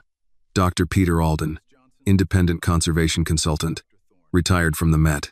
Julian trusts him. Dr. Alden looked up over his glasses. "You're Annie Carter?" "Yes, sir." He tapped the photo of the portrait's backing. "You noticed this without removing the frame?" "Yes, sir." "And the blue pigment?" "Yes." He grunted. "Good eye." Annie waited for the rest. The doubt, the warning that she was young, the polite dismissal. It did not come. Dr. Alden turned the photo toward Bennett. "The girl is right to be concerned. I can't authenticate from images, but the backing inconsistency is serious. If the archival file shows uneven hand repair and this current piece has machine-regular stitching, someone owes an explanation." Detective Bennett wrote that down. "Would that support probable cause?" "It supports preservation of the work for examination. Whether it supports fraud depends on comparison to the original records." Samuel opened a folder. "I have those." Dr. Alden looked at the papers, then at Samuel. "How did you get Julian's private archives?" "Julian owns them." "Does Nathaniel know you have them?" "No." "Good. I prefer my scandals with one idiot fewer." Elijah chuckled into his coffee. Annie opened Grandma Rose's tin and laid the vials on the table. "This is what I could bring. I know it's not enough to prove everything, but under UV and with a tiny edge test, it might show whether the surface layer is newer." Dr. Alden's eyes changed. "Who taught you?" "My grandmother. She restored church murals, not famous work, just work people prayed in front of. That is often the work that matters most." Annie did not expect that answer, and for a second she could not speak. Bennett pointed to the vials. "Could this damage the painting?" "If used badly, yes," Dr. Alden said. "If used correctly on a non-image edge under consent and documentation, minimal risk. But an auction house will fight it unless Julian authorizes the examination." Samuel said, "Julian will." "Can he appear in person?" Bennett asked. Samuel hesitated. "His doctor says travel is unwise." "Unwise isn't impossible," Elijah said. Samuel looked at him. "No, but dying in traffic would weaken our position." Despite herself, Annie gave a short laugh. It broke some of the tension in the room. Then Samuel's phone rang. He stepped aside, listened, and his face went still. "What happened?" Bennett asked. Samuel ended the call. "Nathaniel has petitioned to move Julian to a private recovery facility outside the city this afternoon." Annie's stomach dropped. "He's taking him away." "Trying to," Samuel said. Bennett stood. "On what grounds?" "Family Medical Authority. Stress, press exposure, cognitive confusion. Convenient. Very." Annie looked at the table, at the photos and notes. All of it suddenly too slow. "If Mr. Whitmore leaves the city, the auction goes ahead." Samuel nodded. "And if the fake sells publicly, every buyer, insurer, and institution involved will have reason to protect the sale, instead of question it." Dr. Alden removed his glasses. "Nothing makes a fake harder to expose than respectable people who already paid for it." Detective Bennett closed her notebook. "Then we stop the move." "How?" Annie asked. "With Julian's own statement. If we can get one recorded under proper conditions. Samuel, call the physician. I'll call the hospital legal office. Elijah, I need a signed copy of your notes today." Elijah nodded. "Done." Bennett looked at Annie. "You stay reachable?" Do not go near Whitmore and Vale. Annie almost answered, but her phone buzzed in her hand. Unknown number. Everyone saw her face change. Bennett held out her hand. May I? Annie gave her the phone. The detective put it on speaker but said nothing. A woman's voice came through, soft and polished. Annie Carter, I hope you understand that stubbornness is not the same as dignity. Vivian. Denise was not there to steady her, so Annie gripped the edge of the table. Bennett's eyes sharpened, but she motioned for Annie not to speak. Vivian continued. You have already lost your job. I heard the apprenticeship was unfortunate as well. These things happen when young women become confused about their position. Annie's throat burned. Vivian sighed lightly. If you continue, every door in this city will close before you touch the handle. Restoration is a small world, Annie. Smaller for girls without names. Bennett silently tapped the recording button on her own phone. Annie looked at Samuel. He gave the smallest nod.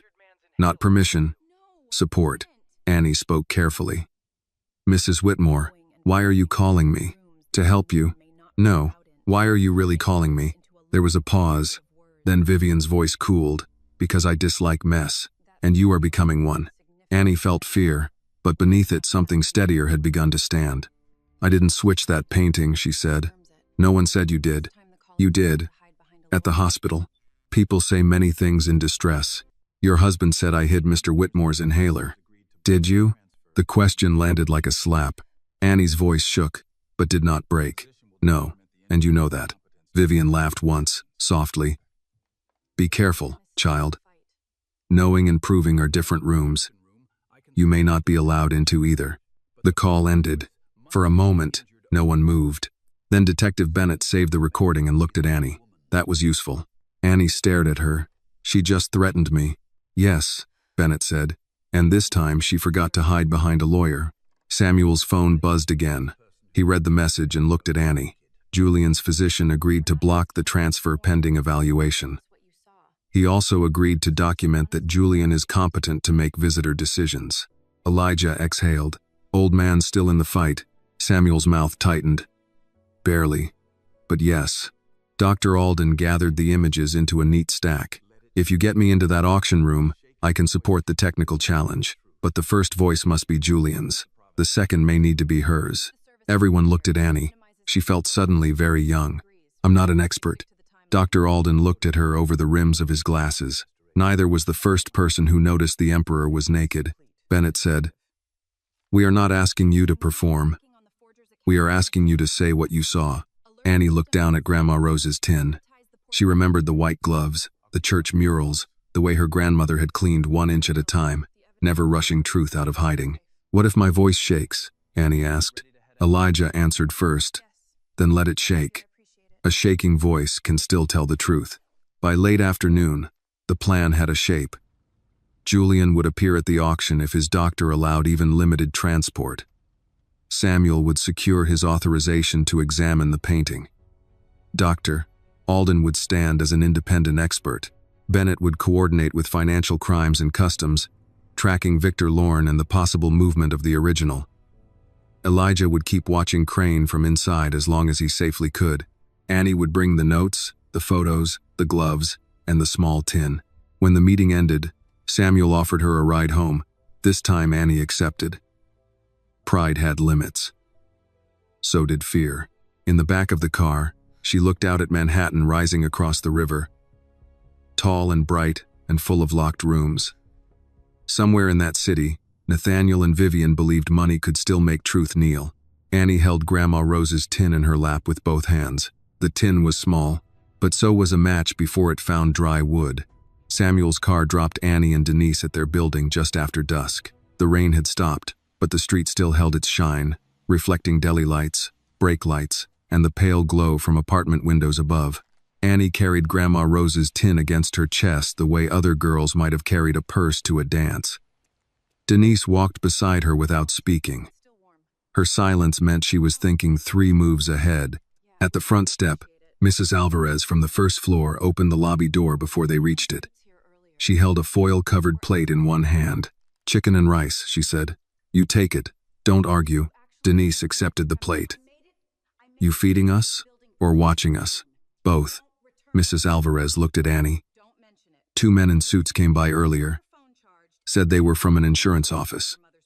Asked whether you lived here. Annie went still. Denise's face hardened. What did you tell them?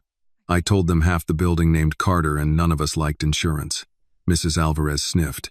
Then Mr. Green from 2B came downstairs with his cane and asked if they needed help finding the sidewalk. Despite the fear, Annie felt warmth move through her. Thank you.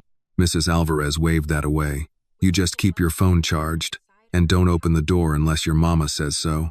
Inside, Denise locked the door and placed the chicken and rice on the stove. Eat. Annie set the tin on the kitchen table. I can't. You can be scared and chew at the same time. Annie sat because her legs were tired of pretending. Her phone lay beside the plate. Face up. Silent for once. That silence made her nervous. Threats had a rhythm now. When none came, she wondered what was being prepared. Denise watched her push rice around with a fork. Tomorrow night, you walk into that auction house? If Julian can get there. And if he can't, Annie looked at Grandma Rose's tin. Then I don't know. Denise sat across from her. Yes, you do. No, Mama. Without him, they'll say I'm crazy. They'll say I'm angry because I got fired. They'll say I'm trying to ruin a sale I don't understand. They'll say that anyway. Annie looked up. Denise's voice was calm. People who need you small don't wait for facts. They start with the ending they want and dress it up as reason. Annie swallowed. I'm tired. I know. I'm tired of being careful. Tired of proving I'm not what they call me. Tired of walking into rooms already guilty. Denise reached across the table and touched the back of her hand. Then tomorrow, don't walk in to beg them to believe you. Walk in to make lying harder. A knock came at the door. Both women froze. It came again, polite. 3 taps. Denise rose slowly and went to the peephole. Who is it? A man answered. Counsel for Whitmore and Vale. We need to speak with Annie Carter. Denise did not open the door. No. You don't. Ma'am, this concerns company property and a confidential incident. Refusal to cooperate may create legal consequences. Annie stood, heart hammering.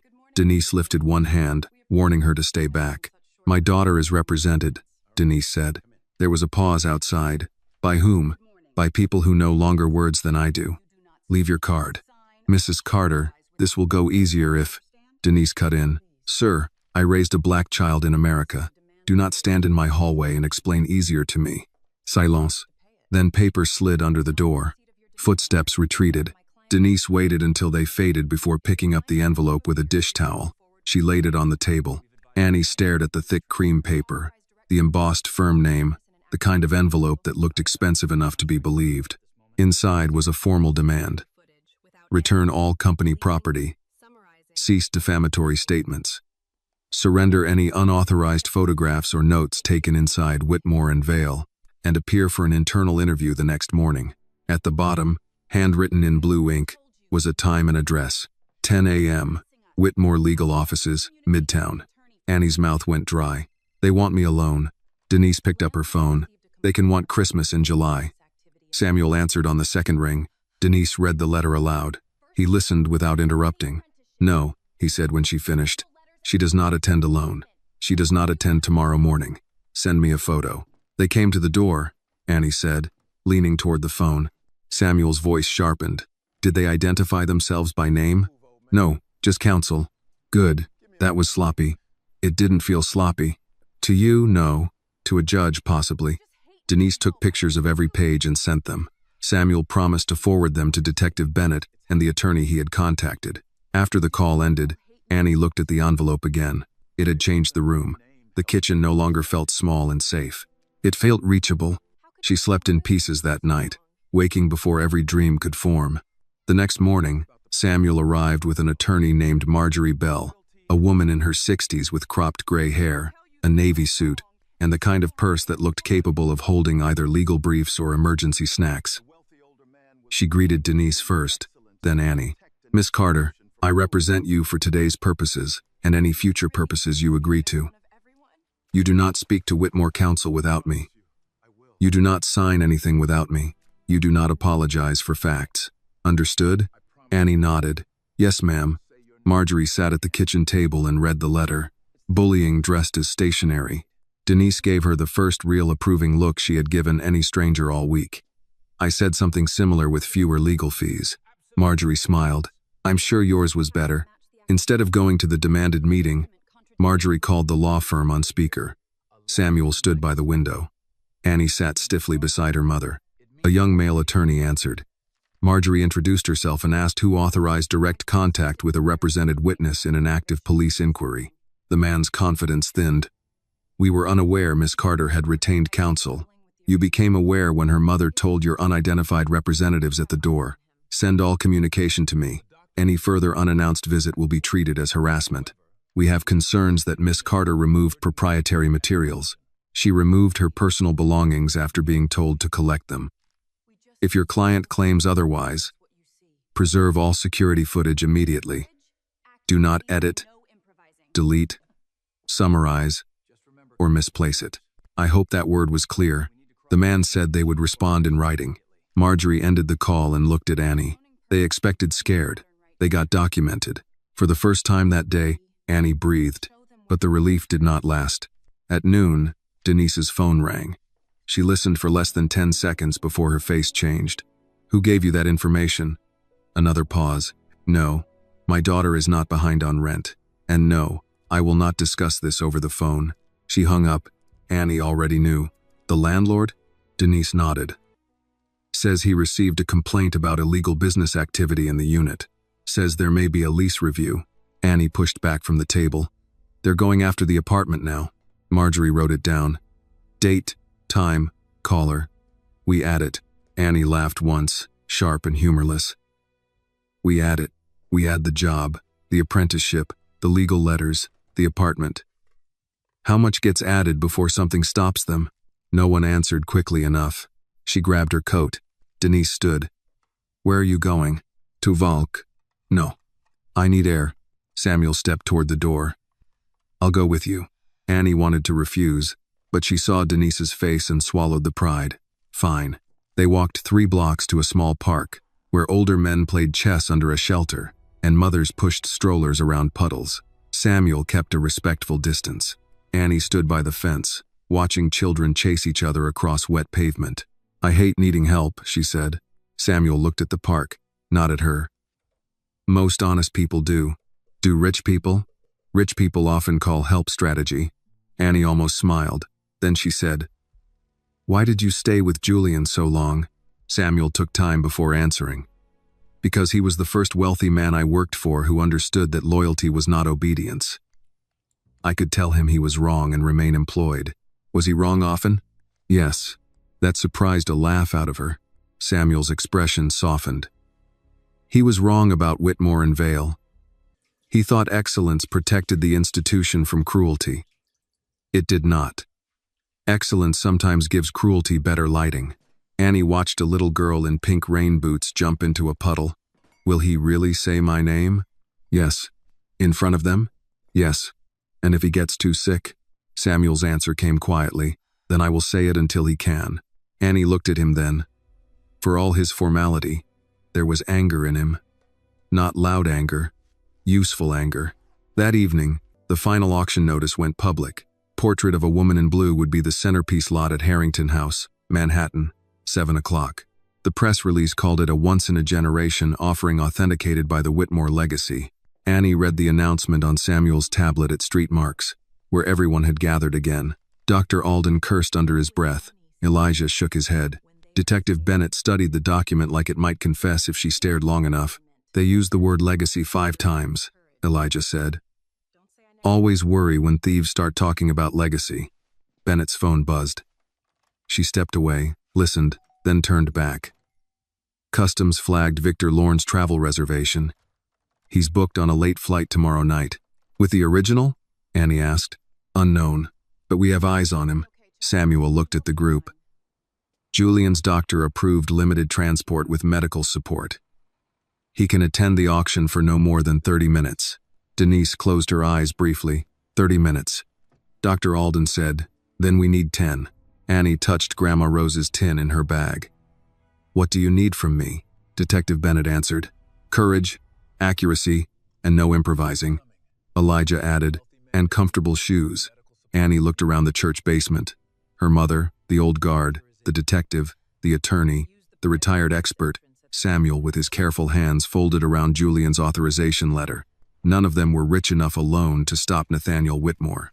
But together, they had made a net. And tomorrow night, that net would be thrown under bright lights. Before they left, Denise pulled Annie aside near the mural Grandma Rose had restored years ago.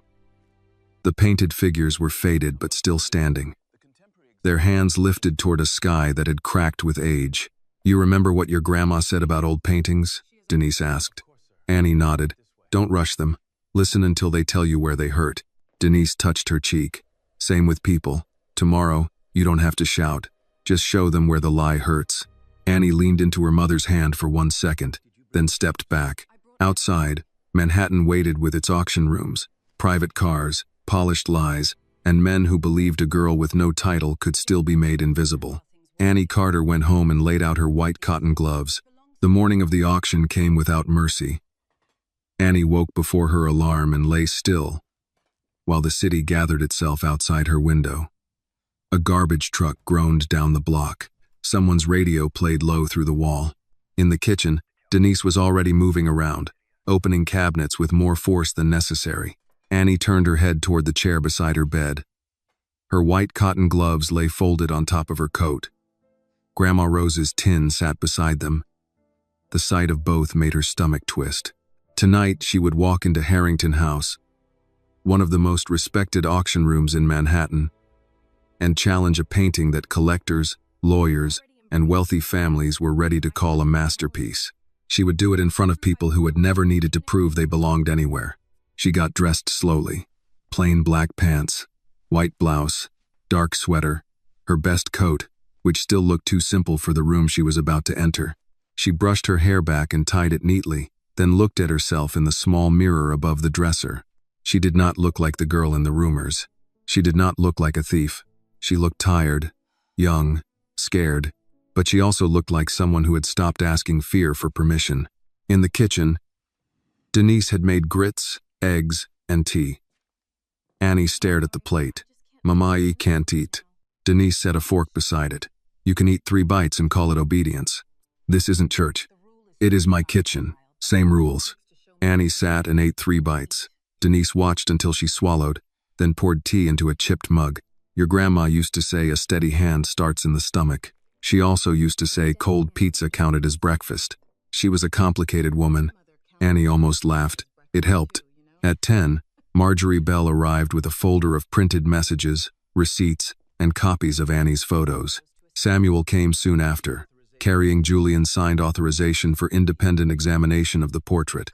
Detective Bennett called from her car to confirm that her team had eyes on Victor Lorne and that customs had been alerted, but she could not move openly at the auction until there was either clear fraud exposure or a direct admission. "That means no heroics," Bennett said through the phone. "Annie, you hear me?" "Yes, ma'am." "You speak when asked. You show what you know. You don't let them pull you into anger." Annie glanced at Denise. "I'll try." "No," Bennett said.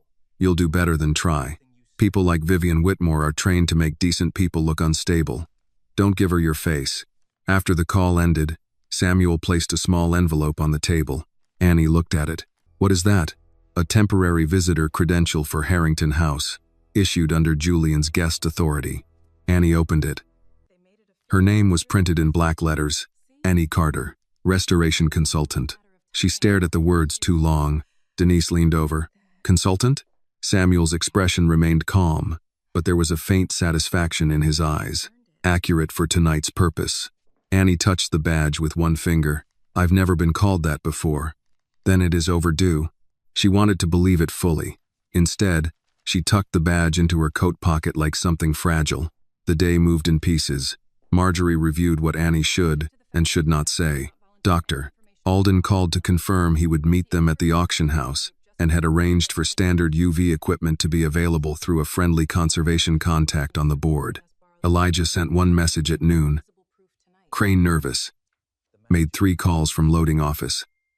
Mentioned Lorne once. Then another an hour later. "I'm fine." "Don't fuss." Denise fussed anyway. That old man better not get himself hurt trying to out-sneak criminals. Samuel checked his phone. He is careful. Careful men still bleed. Samuel did not argue. By late afternoon, the sky over Brooklyn had turned a flat winter gray. Annie stood by the window while Denise pressed her coat with the little steam iron that leaked at the handle. The apartment smelled of starch, tea, and rain. On the table, Grandma Rose's tin sat open. Inside, the vials were wrapped in cotton, beside a small magnifier and folded gloves. Annie picked up the gloves. When Grandma bought these, I thought they meant the painting was too important for my skin, she said. Denise stopped ironing. She told me, no, baby. They mean your hands are worth preparing.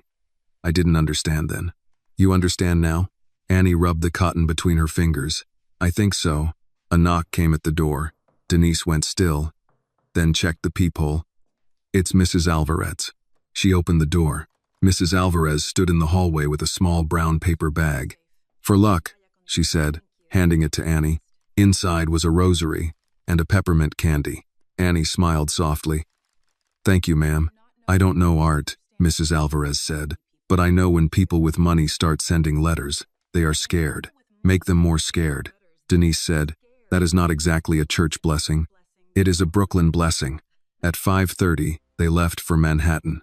Samuel had arranged a car despite Denise's earlier objections. This time, no one argued. Marjorie rode in front beside the driver. Denise and Annie sat in the back with Samuel. The city slid past in wet glass and headlights, Brooklyn giving way to the bridge, the river below dark and restless. Annie looked at the skyline. Somewhere in those buildings were people who bought history, insured it, hung it under controlled light, and called themselves caretakers. Yet a girl who cleaned dust from their tables had been the one to notice what they tried to steal. Samuel's phone buzzed. He read the message and exhaled slowly. What? Annie asked. Julian is en route with medical transport. Doctor, nurse, oxygen, and enough stubbornness to concern everyone. Denise muttered. Good. Another message came. Samuel's expression changed. Victor Lorne has entered Harrington House through the private service entrance. Marjorie turned from the front seat. With the original? Unknown. Annie's hand tightened around Grandma Rose's tin. At Harrington House, the entrance glowed under gold light. Men in dark coats handed keys to valets. Women in silk scarves stepped from black cars. Photographers waited near the ropes, murmuring names Annie recognized from museum plaques and magazine articles. She had passed buildings like this before, always from the sidewalk, never imagining she would enter through the front. The car stopped. For a moment, Annie could not move. Denise took her hand. Breathe. Annie looked at her mother. Denise gave a small smile. Yes, I know. Seems to be the family word now. Annie breathed in, then out. Samuel opened the door. Cold air rushed in. Cameras flashed for someone behind them, not for Annie. That was fine. She did not need their light yet. Inside, Harrington House smelled of waxed floors, perfume, old paper, and money. The lobby ceiling rose high above them, painted with pale clouds and gold trim. Staff in black suits moved quietly, directing guests toward the main auction room. Annie clipped the visitor badge to her coat. Restoration consultant. The guard at the inner door looked at it, then at her, then back at the badge. His hesitation lasted less than 2 seconds, but Annie felt every part of it. Samuel stepped beside her. Miss Carter is with Mr. Whitmore. The guard opened the door. The auction room was already half full. At the front, under controlled light, stood portrait of a woman in blue. The false painting looked calm, expensive, and ready to be believed. Annie felt a pulse of anger so sharp she almost welcomed it. Dr. Alden waited near the second row, his tweed jacket buttoned wrong. He nodded when he saw her. Good, he said. You brought the gloves. I brought everything. Excellent. Truth dislikes arriving underdressed. From across the room, Nathaniel Whitmore saw her. His face did not change at first. Then the smile he had been giving a collector near the aisle faded by half an inch. Vivian stood beside him in a dark green dress, one hand resting lightly on a champagne glass. When she turned and saw Annie, her eyes narrowed. Not surprise. Irritation. Annie understood then that they had expected her to stay wounded at home. Vivian crossed the room first. Annie, she said softly, as if greeting a confused child. This is a private event. Marjorie stepped forward. Miss Carter is an invited guest under Julian Whitmore's authority. Vivian's eyes shifted to her. And you are? Her attorney. That cost Vivian half a breath. She recovered quickly. How resourceful. Nathaniel joined them, his voice low. You should leave before you embarrass yourself. Annie felt Denise move closer behind her, but she answered for herself. I already left once when you told me to. It didn't make you tell the truth. Nathaniel's jaw tightened. Before he could answer, a quiet disturbance moved through the back of the room. Heads turned. A medical transport chair rolled through the double doors. Julian Whitmore entered with a nurse at one side, oxygen tubing beneath his nose, Samuel's authorization folder resting across his lap. He looked pale, thinner than the portrait in the lobby at Whitmore and Vale, but his eyes were open and fixed on the front of the room. The whispers began at once. Nathaniel stepped toward him. Father, this is Reckless. Julian looked at his son as if assessing a damaged canvas. Reckless was leaving me under a rack without my inhaler. The room changed. Vivian's smile vanished. The auctioneer stood frozen beside the podium. Julian lifted one weak hand toward the portrait. That sale does not proceed. Nathaniel's voice sharpened. You are under medication. You don't know what you're saying. I know exactly what I'm saying. Julian turned his head. The painting on that stand is not the original I examined. A murmur swept through the room. Nathaniel laughed once, too loudly. This is absurd. Julian looked toward Annie. Miss Carter. Every eye followed. Annie felt the weight of the room land on her. Collectors, lawyers, experts, journalists, staff, people who had learned her name from rumors before hearing her voice. Her knees wanted to weaken. They did not. She stepped forward with Grandma Rose's tin in one hand and her white gloves in the other. Julian's voice carried, thin but clear. This young woman saved my life. Tonight, she may save something else. Annie walked toward the portrait, past Vivian's cold stare, past Nathaniel's controlled fury, past every invisible line that had ever told her to stay out of sight. At the edge of the platform, she put on her gloves. Then she looked at the room and said, I need a UV lamp. I need a UV lamp, Annie said. For a moment, no one moved. The auction room seemed to hold its breath. Then voices began to rise in careful, expensive murmurs. The auctioneer looked toward Nathaniel, then toward Julian. Mr. Whitmore, this is highly irregular. Julian sat in his medical chair near the aisle, one hand resting against the blanket over his knees. The oxygen tube beneath his nose made him look frailer than anyone in that room had ever seen him, but his eyes were steady. Fraud usually is, he said. Nathaniel stepped forward. This is madness.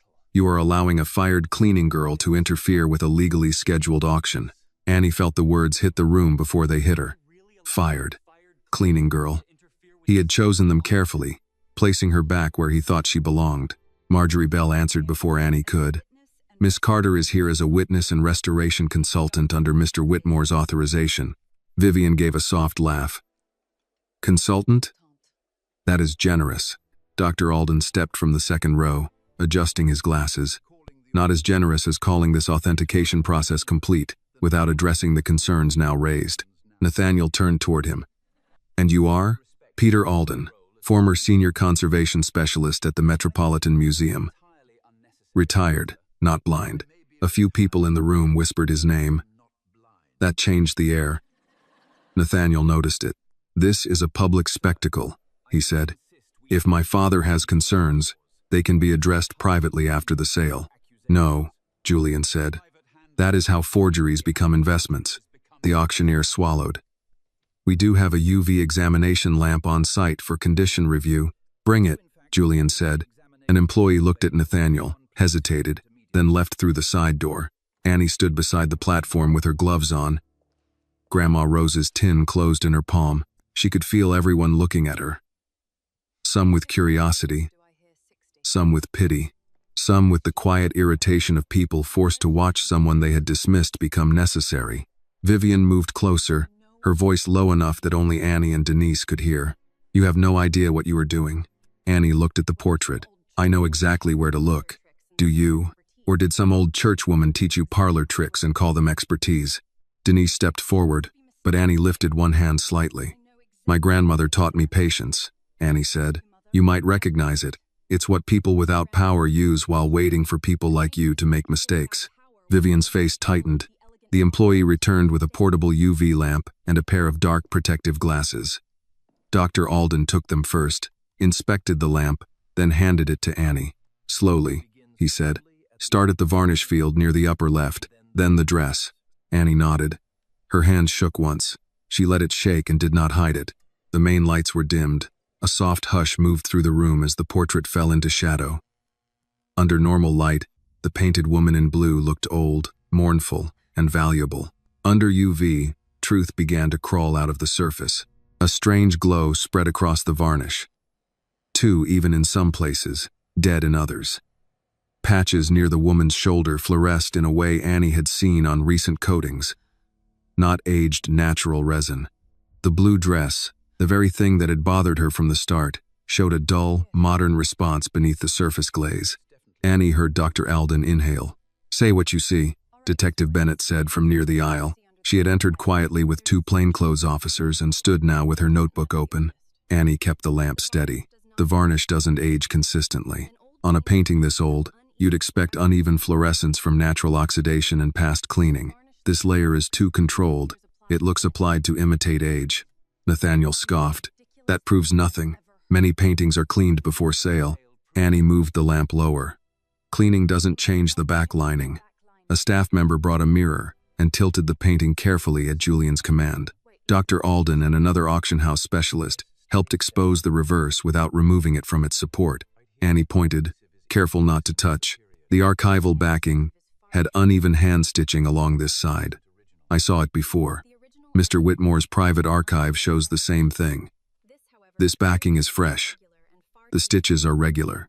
Samuel opened the folder and passed copies to the auctioneer, Dr. Alden, and Detective Bennett. The original archive photo was placed on the table beside the live image from the back of the painting. The difference was visible even to people who knew nothing about restoration. Amur Rose. Nathaniel's face hardened. That archive image may be outdated.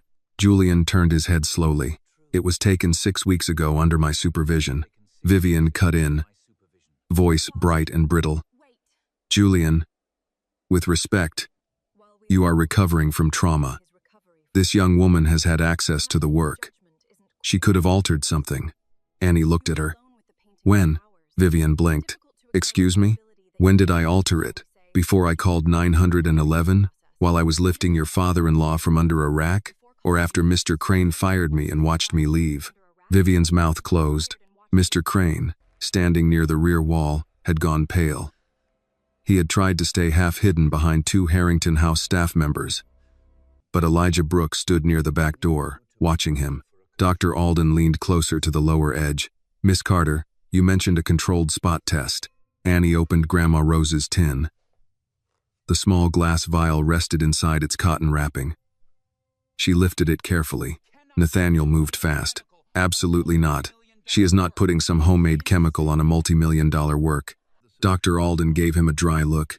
It is not homemade if properly diluted and used on a non-image edge.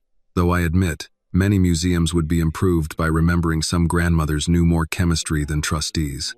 A few nervous laughs broke and died quickly. Annie looked at Julian. I need your permission. You have it, Julian said. The auction house specialist shifted uneasily. For liability, we need documentation. Marjorie stepped forward with a paper.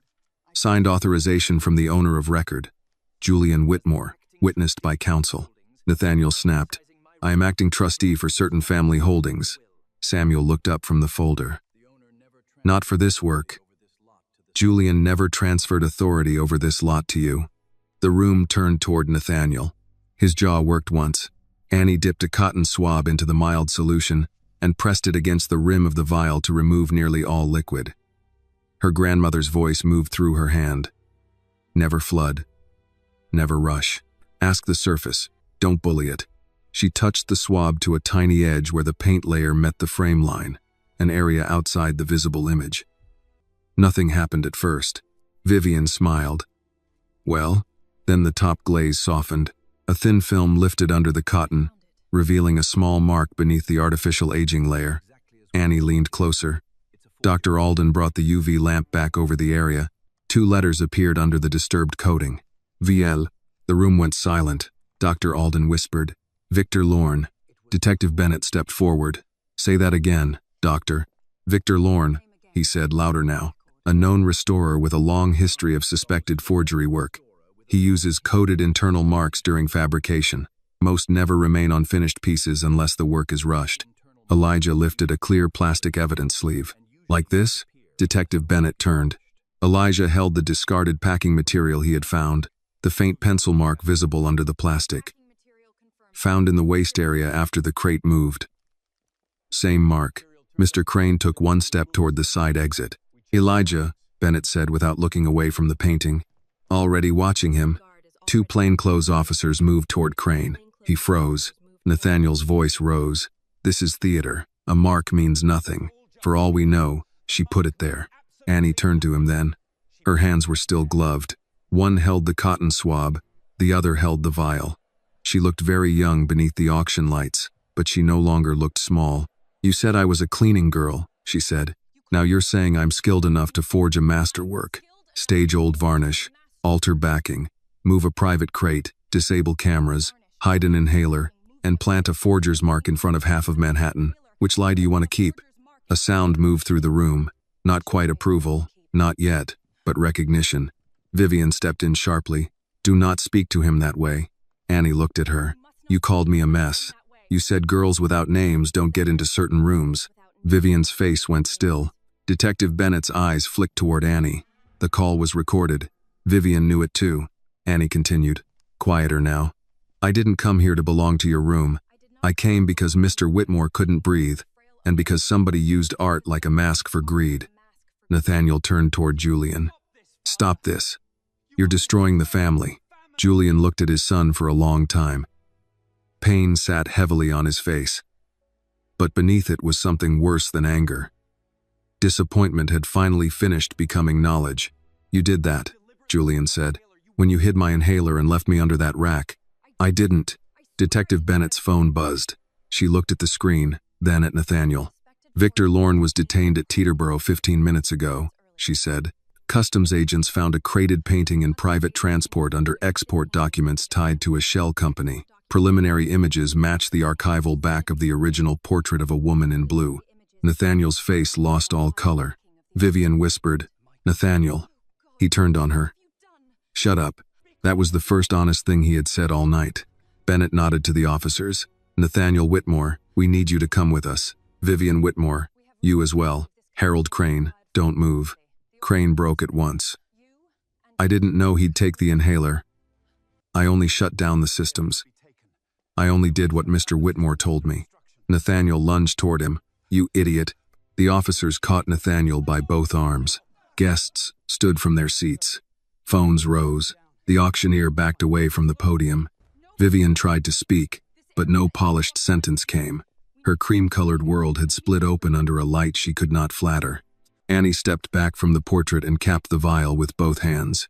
Only then did she realize she was shaking. Denise reached her first, wrapping an arm around her shoulders. You did it, Denise whispered. Annie looked at the exposed mark, the false surface, the stunned faces, Julian in his chair with tears he refused to wipe away.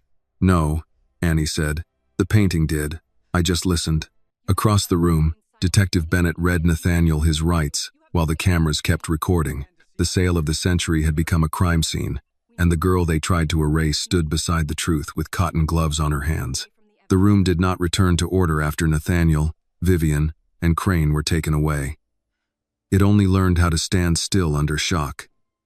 Guests remained frozen between their chairs and the aisle. Some lowered their phones as if ashamed of recording too late. Others kept filming because shame had never stopped anyone from collecting proof when proof had become valuable. Annie stood near the portrait with Denise's arm around her shoulders and Grandma Rose's tin closed in one hand.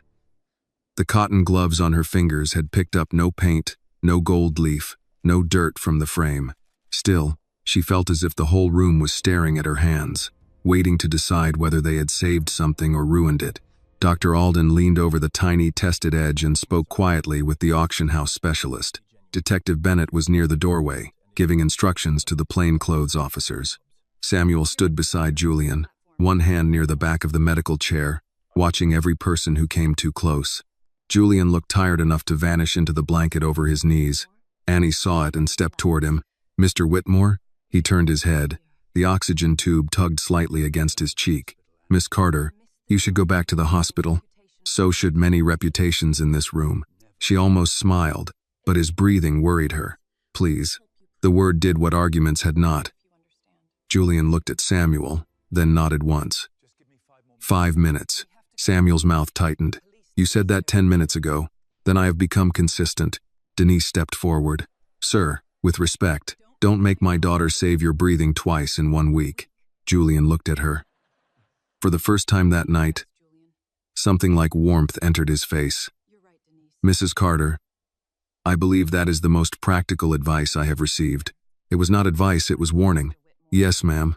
Annie heard a few people nearby react, not quite laughing, not quite comfortable. It bothered her that they could find charm now. After watching the same woman's daughter be called a thief, Julian seemed to hear it too. His expression changed, and when he spoke again, he raised his voice enough to carry. "No one leaves this room believing tonight was merely an auction irregularity," he said. The murmurs stopped. Julian straightened as much as his body allowed.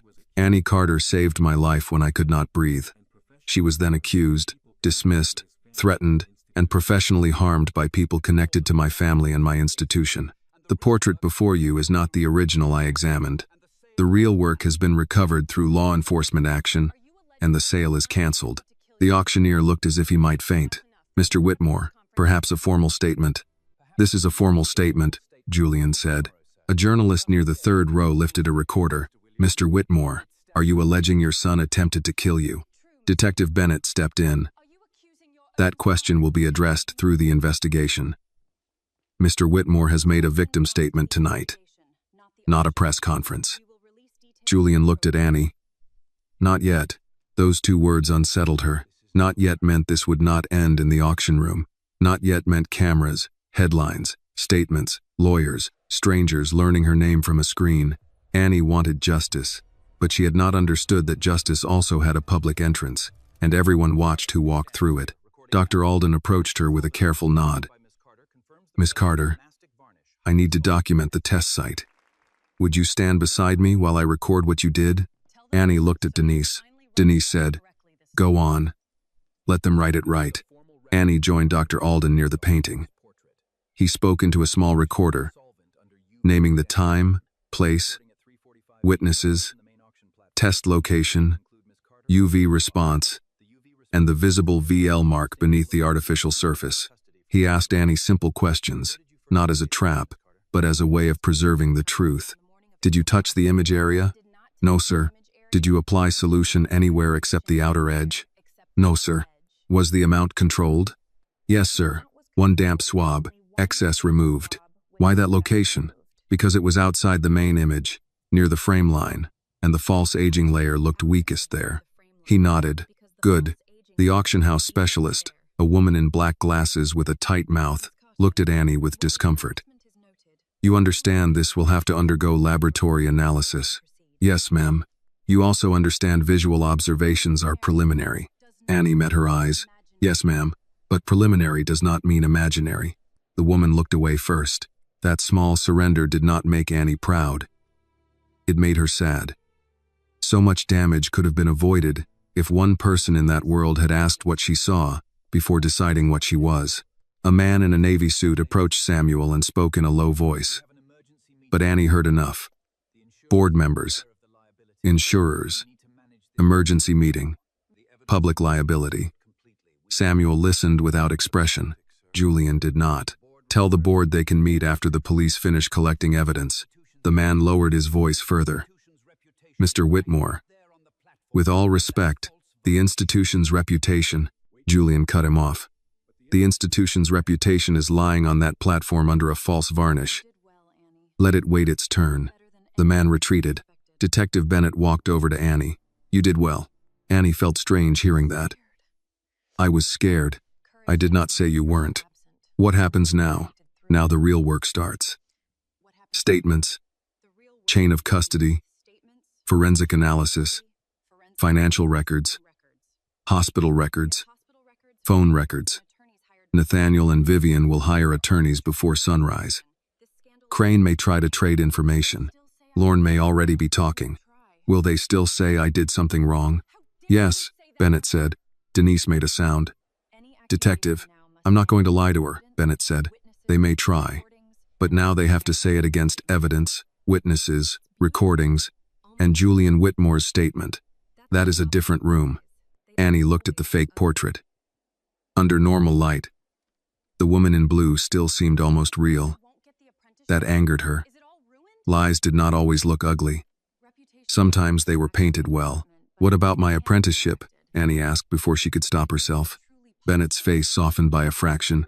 That is not my department, but reputations can be corrected. Can they? Samuel answered from behind her. Yes. But correction must be public enough to meet the damage where it was done. Julian heard him. It will be.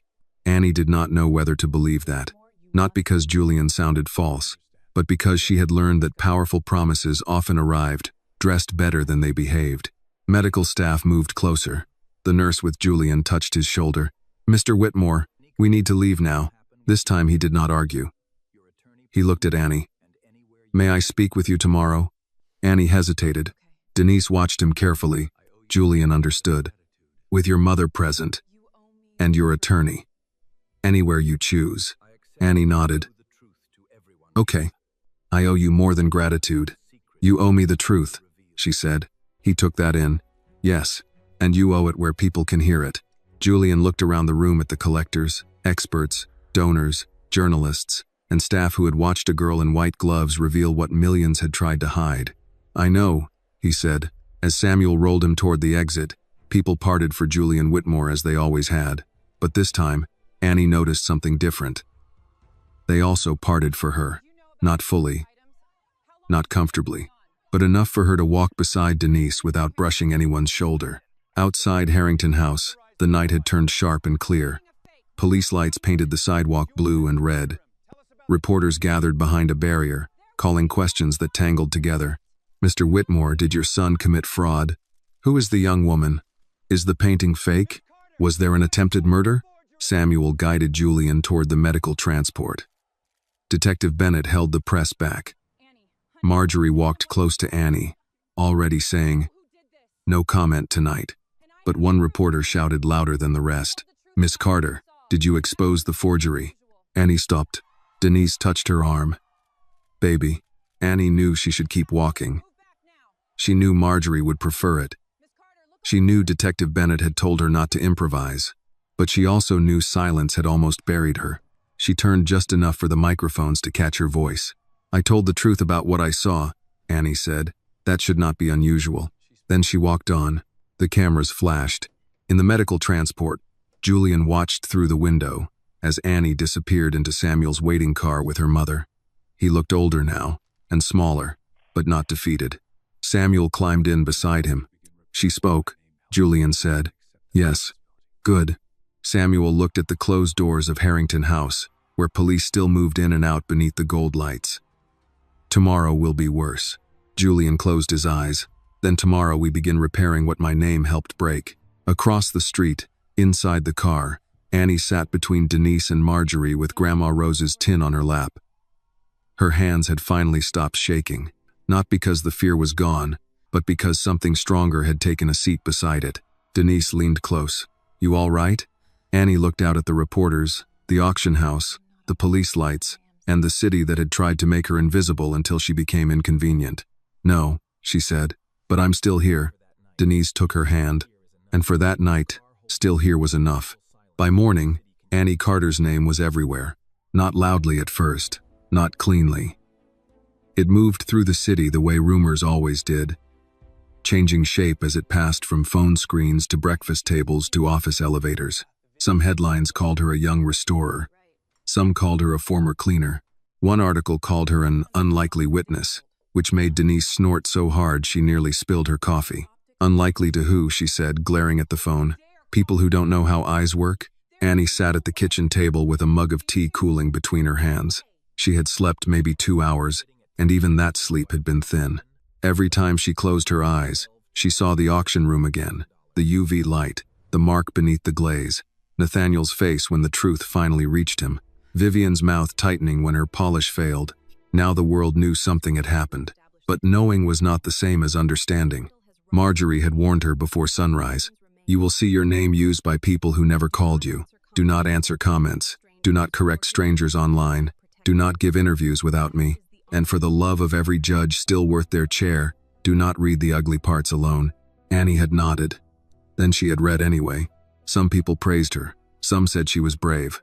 Some said Julian Whitmore had used her to protect himself from scandal. Others asked why a night employee was near the painting at all. A few comments were uglier than that. The kind Annie had heard in grocery aisles and school hallways. Now typed with the confidence of people hiding behind blank profile pictures. Denise took the phone from her hand. Enough. I need to know what they're saying. No. You need to know what is true. That is not the same thing. A knock came at the door. Denise went still, then checked the peephole. This time, she opened it without the chain. Samuel Price stood in the hallway with Marjorie Bell beside him. Behind them was Detective Bennett, holding a paper coffee cup and looking as if she had not slept either. Come in, Denise said. I made coffee, but it's not fancy. Bennett stepped inside. Fancy coffee tastes like someone charged you for the cup twice. Denise gave her the first real smile of the morning. Samuel looked at Annie. How are you? Annie almost said fine. The word rose from habit, not truth. Tired, she said. That is more believable. Marjorie placed a folder on the table. We need to discuss today. Annie looked at the folder as if it might bite. What happens today? Julian is holding a press conference at 1 o'clock, Samuel said. Denise folded her arms. At the hospital? At Whitmore Legacy Foundation headquarters. His doctor objected. Julian objected harder. Annie's stomach tightened. Why? Samuel's face was calm, but his eyes were not. Because the accusation against you was made in public enough to travel. His correction has to travel farther. Marjorie opened the folder. You do not have to attend. You have given your statement. You proved what you saw. No one can require you to stand beside him. Annie looked from Marjorie to Bennett to Samuel. Does he want me there? Samuel answered carefully. Yes, but he was clear that wanting is not asking. Denise sat beside Annie. Baby, this is your choice. Annie stared at the tea in her mug. The surface had gone still. Part of her wanted to stay home, to close the curtains, turn off every phone, and let rich people clean up the mess they made. But another part of her remembered standing in the auction room, while Nathaniel called her a cleaning girl as if work were shame. She remembered Vivian saying girls without names did not get into certain rooms. She remembered Mr. Crane looking at her like the lie had already won. If I don't go, Annie said, they'll tell the story around me. Bennett nodded once. They might. And if I do go, some will still twist it, Marjorie said. But they will have to twist it while you are standing there. Denise touched Annie's wrist. You don't owe anybody your pain. I know. Do you? Annie looked at her mother. I don't want to go because I owe them. I want to go because I'm tired of hearing my name from mouths that don't know me. The room went quiet. Samuel lowered his head slightly. Then we leave in an hour. At noon, Annie stood in front of her mirror again. She wore the same black pants and white blouse from the auction, now pressed by Denise with more care than the fabric deserved. Her cotton gloves were in her coat pocket. Not because she needed them, but because touching them steadied her. Grandma Rose's tin stayed at home on the kitchen shelf. Today was not about the painting. Today was about the girl they tried to paint over. Outside Whitmore Legacy Foundation headquarters, reporters crowded behind barricades. The building rose in clean glass and pale stone, with Julian's family name carved above the entrance. Annie looked at that name and thought how strange it was that letters on a building could make people bow their voices. Samuel walked on her left, Denise on her right. Marjorie and Bennett followed close behind. Flashes went off the moment reporters recognized her. Annie, did you know Julian Whitmore before the accident? Were you fired for exposing the painting? Did Nathaniel threaten you? Are you suing the Whitmore family? Denise leaned close, eyes forward. Annie kept walking. Inside, the lobby was filled with staff, board members, lawyers, and cameras. Some people looked at Annie with sympathy. Some looked through her with old habits not yet broken. She noticed both and gave neither the satisfaction of shrinking, Julian waited near the podium in a wheelchair. Oxygen beside him, but not in use for the moment. He wore a dark suit, though it hung looser on him than it should have. His face was pale. Still, when he saw Annie, he tried to stand. She crossed the room quickly. "Don't." He stopped halfway, one hand gripping the armrest. Denise said, "Sir, I thought we discussed unnecessary foolishness." Julian looked up at her. "Mrs. Carter, I was attempting respect. Respect can sit down if its ribs are bruised." A few staff members looked startled. "Julie," they smiled faintly and sat back. "I stand corrected. Or rather, seated." Annie did not laugh, but the tightness in her chest loosened. Julian turned to her. "Miss Carter, thank you for coming." "I didn't come for thank you." "I know." His gaze dropped briefly. "That is why I prepared something more difficult." The press conference began at 1. Samuel stepped to the microphone first, gave basic facts, and introduced Julian. No one mentioned family privacy. No one spoke of unfortunate misunderstandings. The language was careful, but not evasive. Then Julian rolled forward. "I am Julian Whitmore," he said, his voice rough but clear. "2 nights ago, I nearly died in a storage room at Whitmore and Vale Art Storage and Restoration. A rack collapsed. My inhaler was missing. Dust from old canvases and preservation materials triggered a severe asthma attack. I was found by Annie Carter." Cameras shifted toward her. Annie felt the attention like heat. Julian continued. "Miss Carter was an 18-year-old night employee assigned to cleaning and restoration support. She called emergency services. She moved me from the worst of the dust. She helped me breathe until paramedics arrived. I am alive because of her." Annie looked down. Denise whispered, "No, look up." Annie did. Julian's hand tightened on the paper before him. Instead of being thanked, Miss Carter was accused. She was fired. Her professional reputation was attacked. Her apprenticeship opportunity was damaged. Legal pressure was directed at her and her family. These actions were wrong. A board member near the wall shifted uncomfortably. Julian looked toward him, then back to the cameras. "Let me be clearer. They were not merely unfortunate. They were cruel. They were classist. They were racially charged. And they were made possible by a culture I allowed to exist under my name." The lobby went still. Vivian could have polished cruelty. Nathaniel could have weaponized family. But this was different. A rich man publicly saying the thing rich rooms usually buried. Julian turned his chair slightly toward Annie.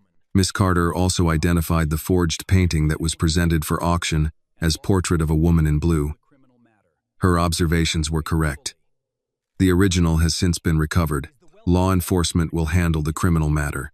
I will not interfere with that process except to cooperate fully. A reporter raised a hand. "Mr. Whitmore, are you confirming that your son is under investigation?" Detective Bennett stepped forward. "Questions about active charges go through my office." Julian waited, then said, "I am confirming that truth should not depend on the last name of the person speaking it." Annie felt something in her throat tighten. Julian looked at her again. "Miss Carter, I called you a restorer last night because that is what you are. Not because I made you one. Because I finally saw what others should have seen before."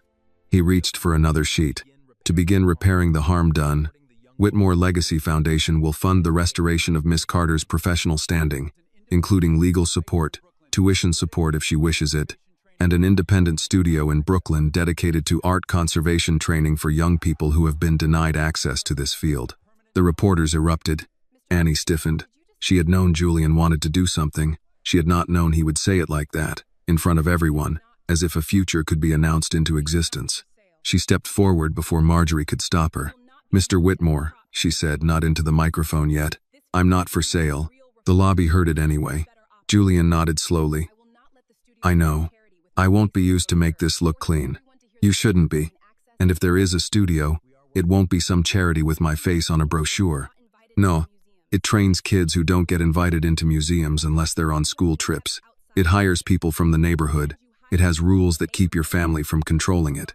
Samuel, standing behind Julian, looked down briefly. If Annie had not known better, she would have thought he was hiding a smile. Julian said, "Agreed." Annie looked at the cameras. There was no hiding now. Marjorie whispered. You don't have to speak. Annie knew that. But she also knew there was a young girl somewhere watching a clip on her phone, deciding what rooms were not meant for her. Annie stepped to the microphone. My name is Annie Carter, she said. Her voice shook once, then steadied. I did not save Mr. Whitmore because he was rich. I helped him because he could not breathe. I did not speak about the painting because it was expensive. I spoke because it was false. The room quieted. I was told to stay out of sight at work. I was told important people should not feel uncomfortable. But the truth is, some people only call a room comfortable when nobody poor is allowed to be seen in it. Denise covered her mouth with one hand. Annie continued. I am grateful that Mr. Whitmore told the truth today, but I want people to understand something. A public apology does not erase what private cruelty does. It has to be followed by doors opening, records corrected, and people being believed before they are destroyed. She looked at the cameras, not Julian, not Samuel, not her mother. If you remember anything about me, don't remember that I was a cleaning girl who got lucky. Remember that I was working. Remember that I was watching. Remember that people you don't notice may be the ones keeping the whole room from falling apart. She stepped back. For a moment there was no applause. It was better that way. Applause would have been too easy. Then an older woman near the back, one of the foundation clerks, began to clap. Slowly, then someone else, then more. Annie did not smile. She turned and walked back to her mother. Denise took her hand and squeezed it hard. Outside, the headlines had already begun to change. Inside, Julian closed his eyes for a moment, not in weakness, but because repair had finally started, and he knew it would cost more than money. 3 weeks later, the name Whitmore no longer sounded untouchable. It still sat on buildings, foundation letters, museum donor walls, and old auction catalogs, but something had changed in the way people said it. Before, they said it with the soft respect given to money that had lasted more than one generation. Now they paused first, as if checking whether the name might leave dust on their tongue. Nathaniel Whitmore was awaiting trial on charges tied to fraud, evidence tampering, conspiracy, and reckless endangerment. Vivian Whitmore's attorney had released a statement claiming she had been misled by her husband, but Detective Bennett had found enough calls, emails, and threats to make that story thin. Harold Crane had tried to save himself by saying he only followed instructions. It did not help him as much as he hoped. Men who opened doors for crime often learn too late that crime did not hold the door open for them. Victor Lorne was talking. According to the first reports, he had been promised a fortune to create the forged portrait of a woman in blue and arrange the private sale of the original overseas. He had not cared who got hurt beneath the collapsed rack. Men like him rarely cared about damage unless it appeared on canvas. Annie read the updates only when Marjorie sent them. She no longer searched her name at night. Denise had made that a house rule after finding her daughter sitting in the dark at 2 in the morning, reading strangers argue about whether she deserved what had happened. People who don't know you don't get to tuck you into bed angry, Denise had said, taking the phone from her hand. Annie had not argued. The apprenticeship program that rejected her sent a formal apology. It was careful, embarrassed, and much too late. They offered to reopen her application.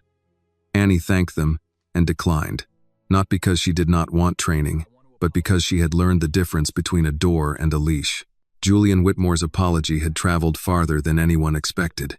Clips from the press conference played on morning shows, church Facebook pages, museum forums, and local news segments with anchors speaking in serious voices about class, race, labor, and the invisible people who keep cultural institutions alive. Some people praised Julian, some praised Annie. Some said the whole thing was being turned into politics, as if fairness only became political when the wrong person asked for it. Annie did not care what they called it anymore. She had work to do. The studio opened on a cold Saturday in Brooklyn, in a narrow brick storefront that had once been a tailor shop. The sign above the door was simple: Carter Community Restoration Studio. No Whitmore name, no gold lettering, no donor plaque in the window. Julian had offered one. Annie had said no. If you want to help, she told him, help without needing your name to sit in the best light. Samuel Price, standing beside Julian's wheelchair, had looked down at his shoes. Julian had nodded. Fair, he said. The lease was held by an independent nonprofit trust, structured by Marjorie so no Whitmore relative could touch it. The studio had long tables, proper lamps, locked storage cabinets, a small sink, ventilation, shelves of cotton gloves and archival paper, and a back wall Annie insisted be left unfinished. On that wall, she hung photographs of community murals, damaged family portraits, church paintings, and school art projects waiting to be restored. Not masterpieces, not to the world, but to the people who brought them in. They were memory with a frame around it. Elijah Brooks arrived early on opening day wearing his best brown jacket and the security cap he claimed he was retired from wearing. "You don't work security here," Annie told him. "Child, I'm not guarding the door. I'm guarding common sense." Denise carried in a tray of biscuits wrapped in foil. Mrs. Alvarez brought chicken salad sandwiches. Mr. Green from 2B came with his cane and a toolbox, announcing that every respectable business needed one old man who knew how to fix a drawer without calling a contractor. By 10 o'clock, the studio was full of people Annie had known all her life and people she had never met: church ladies, high school students, retired teachers, a museum assistant who said she had watched the press conference and cried in the staff bathroom. A father brought in a water-damaged photograph of his mother in her nursing uniform from 1968. A woman brought a cracked painting of her grandfather's barber shop. Two teenagers stood near the window pretending not to be interested until Annie handed them gloves and asked if they wanted to see how linen backing worked. Julian arrived near noon with Samuel and a nurse. He looked better than he had at the press conference, though still thinner. He used a cane now for short distances and pretended not to need it until Denise looked at him. "Sit down before you make everybody nervous," she said. Julian sat. Annie crossed the room to greet him.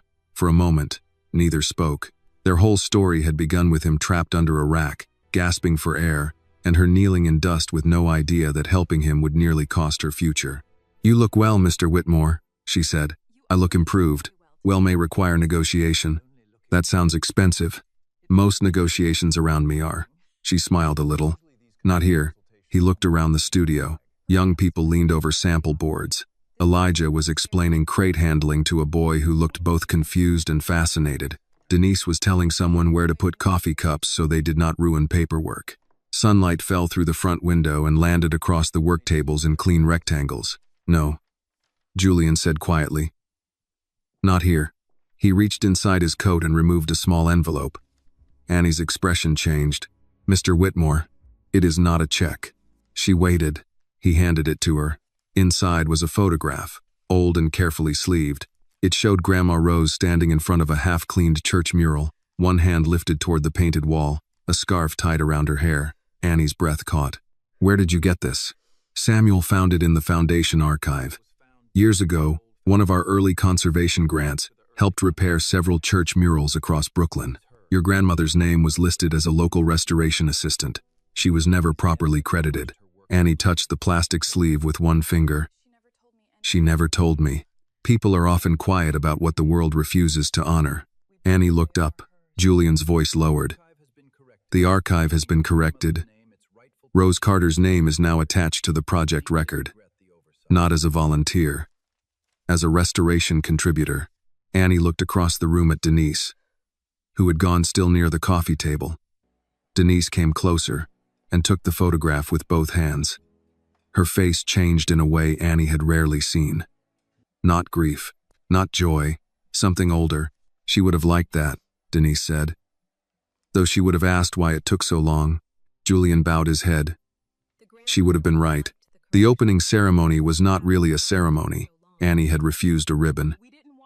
"We are not cutting anything," she said. "We are opening a door." So at 1 o'clock, she unlocked the front door from the inside, propped it open with an old brass weight Elijah had found in storage, and invited everyone to come closer. Samuel stood near the wall, watching with the calm face he wore when he felt more than he intended to show. Marjorie stood beside him. "You're quiet," she said. "I am often quiet. You're moved." "That too." At the first work table, Annie placed a damaged student painting beneath a lamp. A group of teenagers gathered around her. One girl, maybe 14, stood at the back with her arms folded tight. She had deep brown skin, braids pulled into a low ponytail, and the guarded look of someone used to being told no before asking. Annie noticed her because Annie knew that posture. It was how a dream stood when it expected to be laughed at.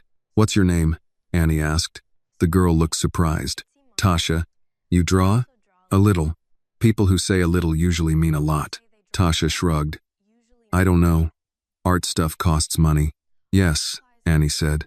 That's one of the first lies they teach you. That love has to wait until you can afford the supplies. Tasha looked at the table. Can someone like me learn this? The room seemed to quiet around the question. Annie reached into the box beside her and took out a pair of white cotton gloves. For a second, she remembered her own first pair, Grandma Rose's hands. The way she had once believed gloves meant the art was too good for her skin. She held them out to Tasha. Come closer, Annie said. Art was never meant to belong only to people who could afford the frame. Tasha took the gloves slowly, as if they might disappear. Denise wiped at one eye and pretended she had dust in it. Elijah muttered, "Whole place needs better filters," though nobody believed that was the problem. Julian looked down at his cane. Samuel looked toward the unfinished wall. Annie turned on the restoration lamp. Light spread across the damaged painting on the table, revealing scratches, dirt, old color, and the possibility of repair. Not perfection. Annie did not trust perfection anymore. The fake portrait had been perfect. Real things carried marks. She guided Tasha's gloved hand toward the edge of the canvas. First rule, Annie said, don't rush what's been hurt. The girl nodded. Second rule, look at the back before you judge the front. Another nod. Third rule, if something looks too clean, ask what it's hiding.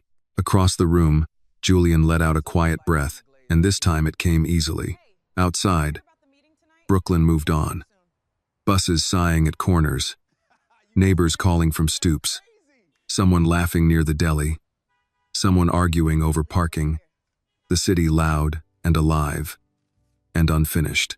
Inside the studio, people bent over damaged things with patient hands. Annie looked at the open door, then at the young faces around the table. For most of her life, she had been told to stay behind. Stay quiet. Stay useful. Stay unseen. She had believed, for too long, that if she worked hard enough in the shadows, someone might one day invite her into the light. Now she understood something better. Some doors were not meant to be waited at. Some had to be opened from the inside. She picked up a cotton swab, dipped it carefully, and showed Tasha how to begin. And for the first time in her life, Annie Carter was not the girl cleaning up behind powerful people. She was the one restoring what they had tried to bury. The lesson of this story is that truth does not lose its value because it comes from someone poor, young, or overlooked. Annie Carter was treated as invisible because of her race, her job, and her place in society. Yet she was the one who saw what powerful people tried to hide. Her courage reminds us that kindness is not weakness. Silence can protect injustice. And every human being deserves to be seen with dignity. Real justice begins when ordinary people refuse to let lies stand simply because the liars are rich, respected, or powerful. This video is a work of fiction created with the assistance of artificial intelligence.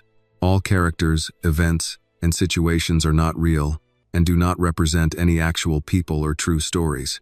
The content is intended for storytelling and emotional illustration only.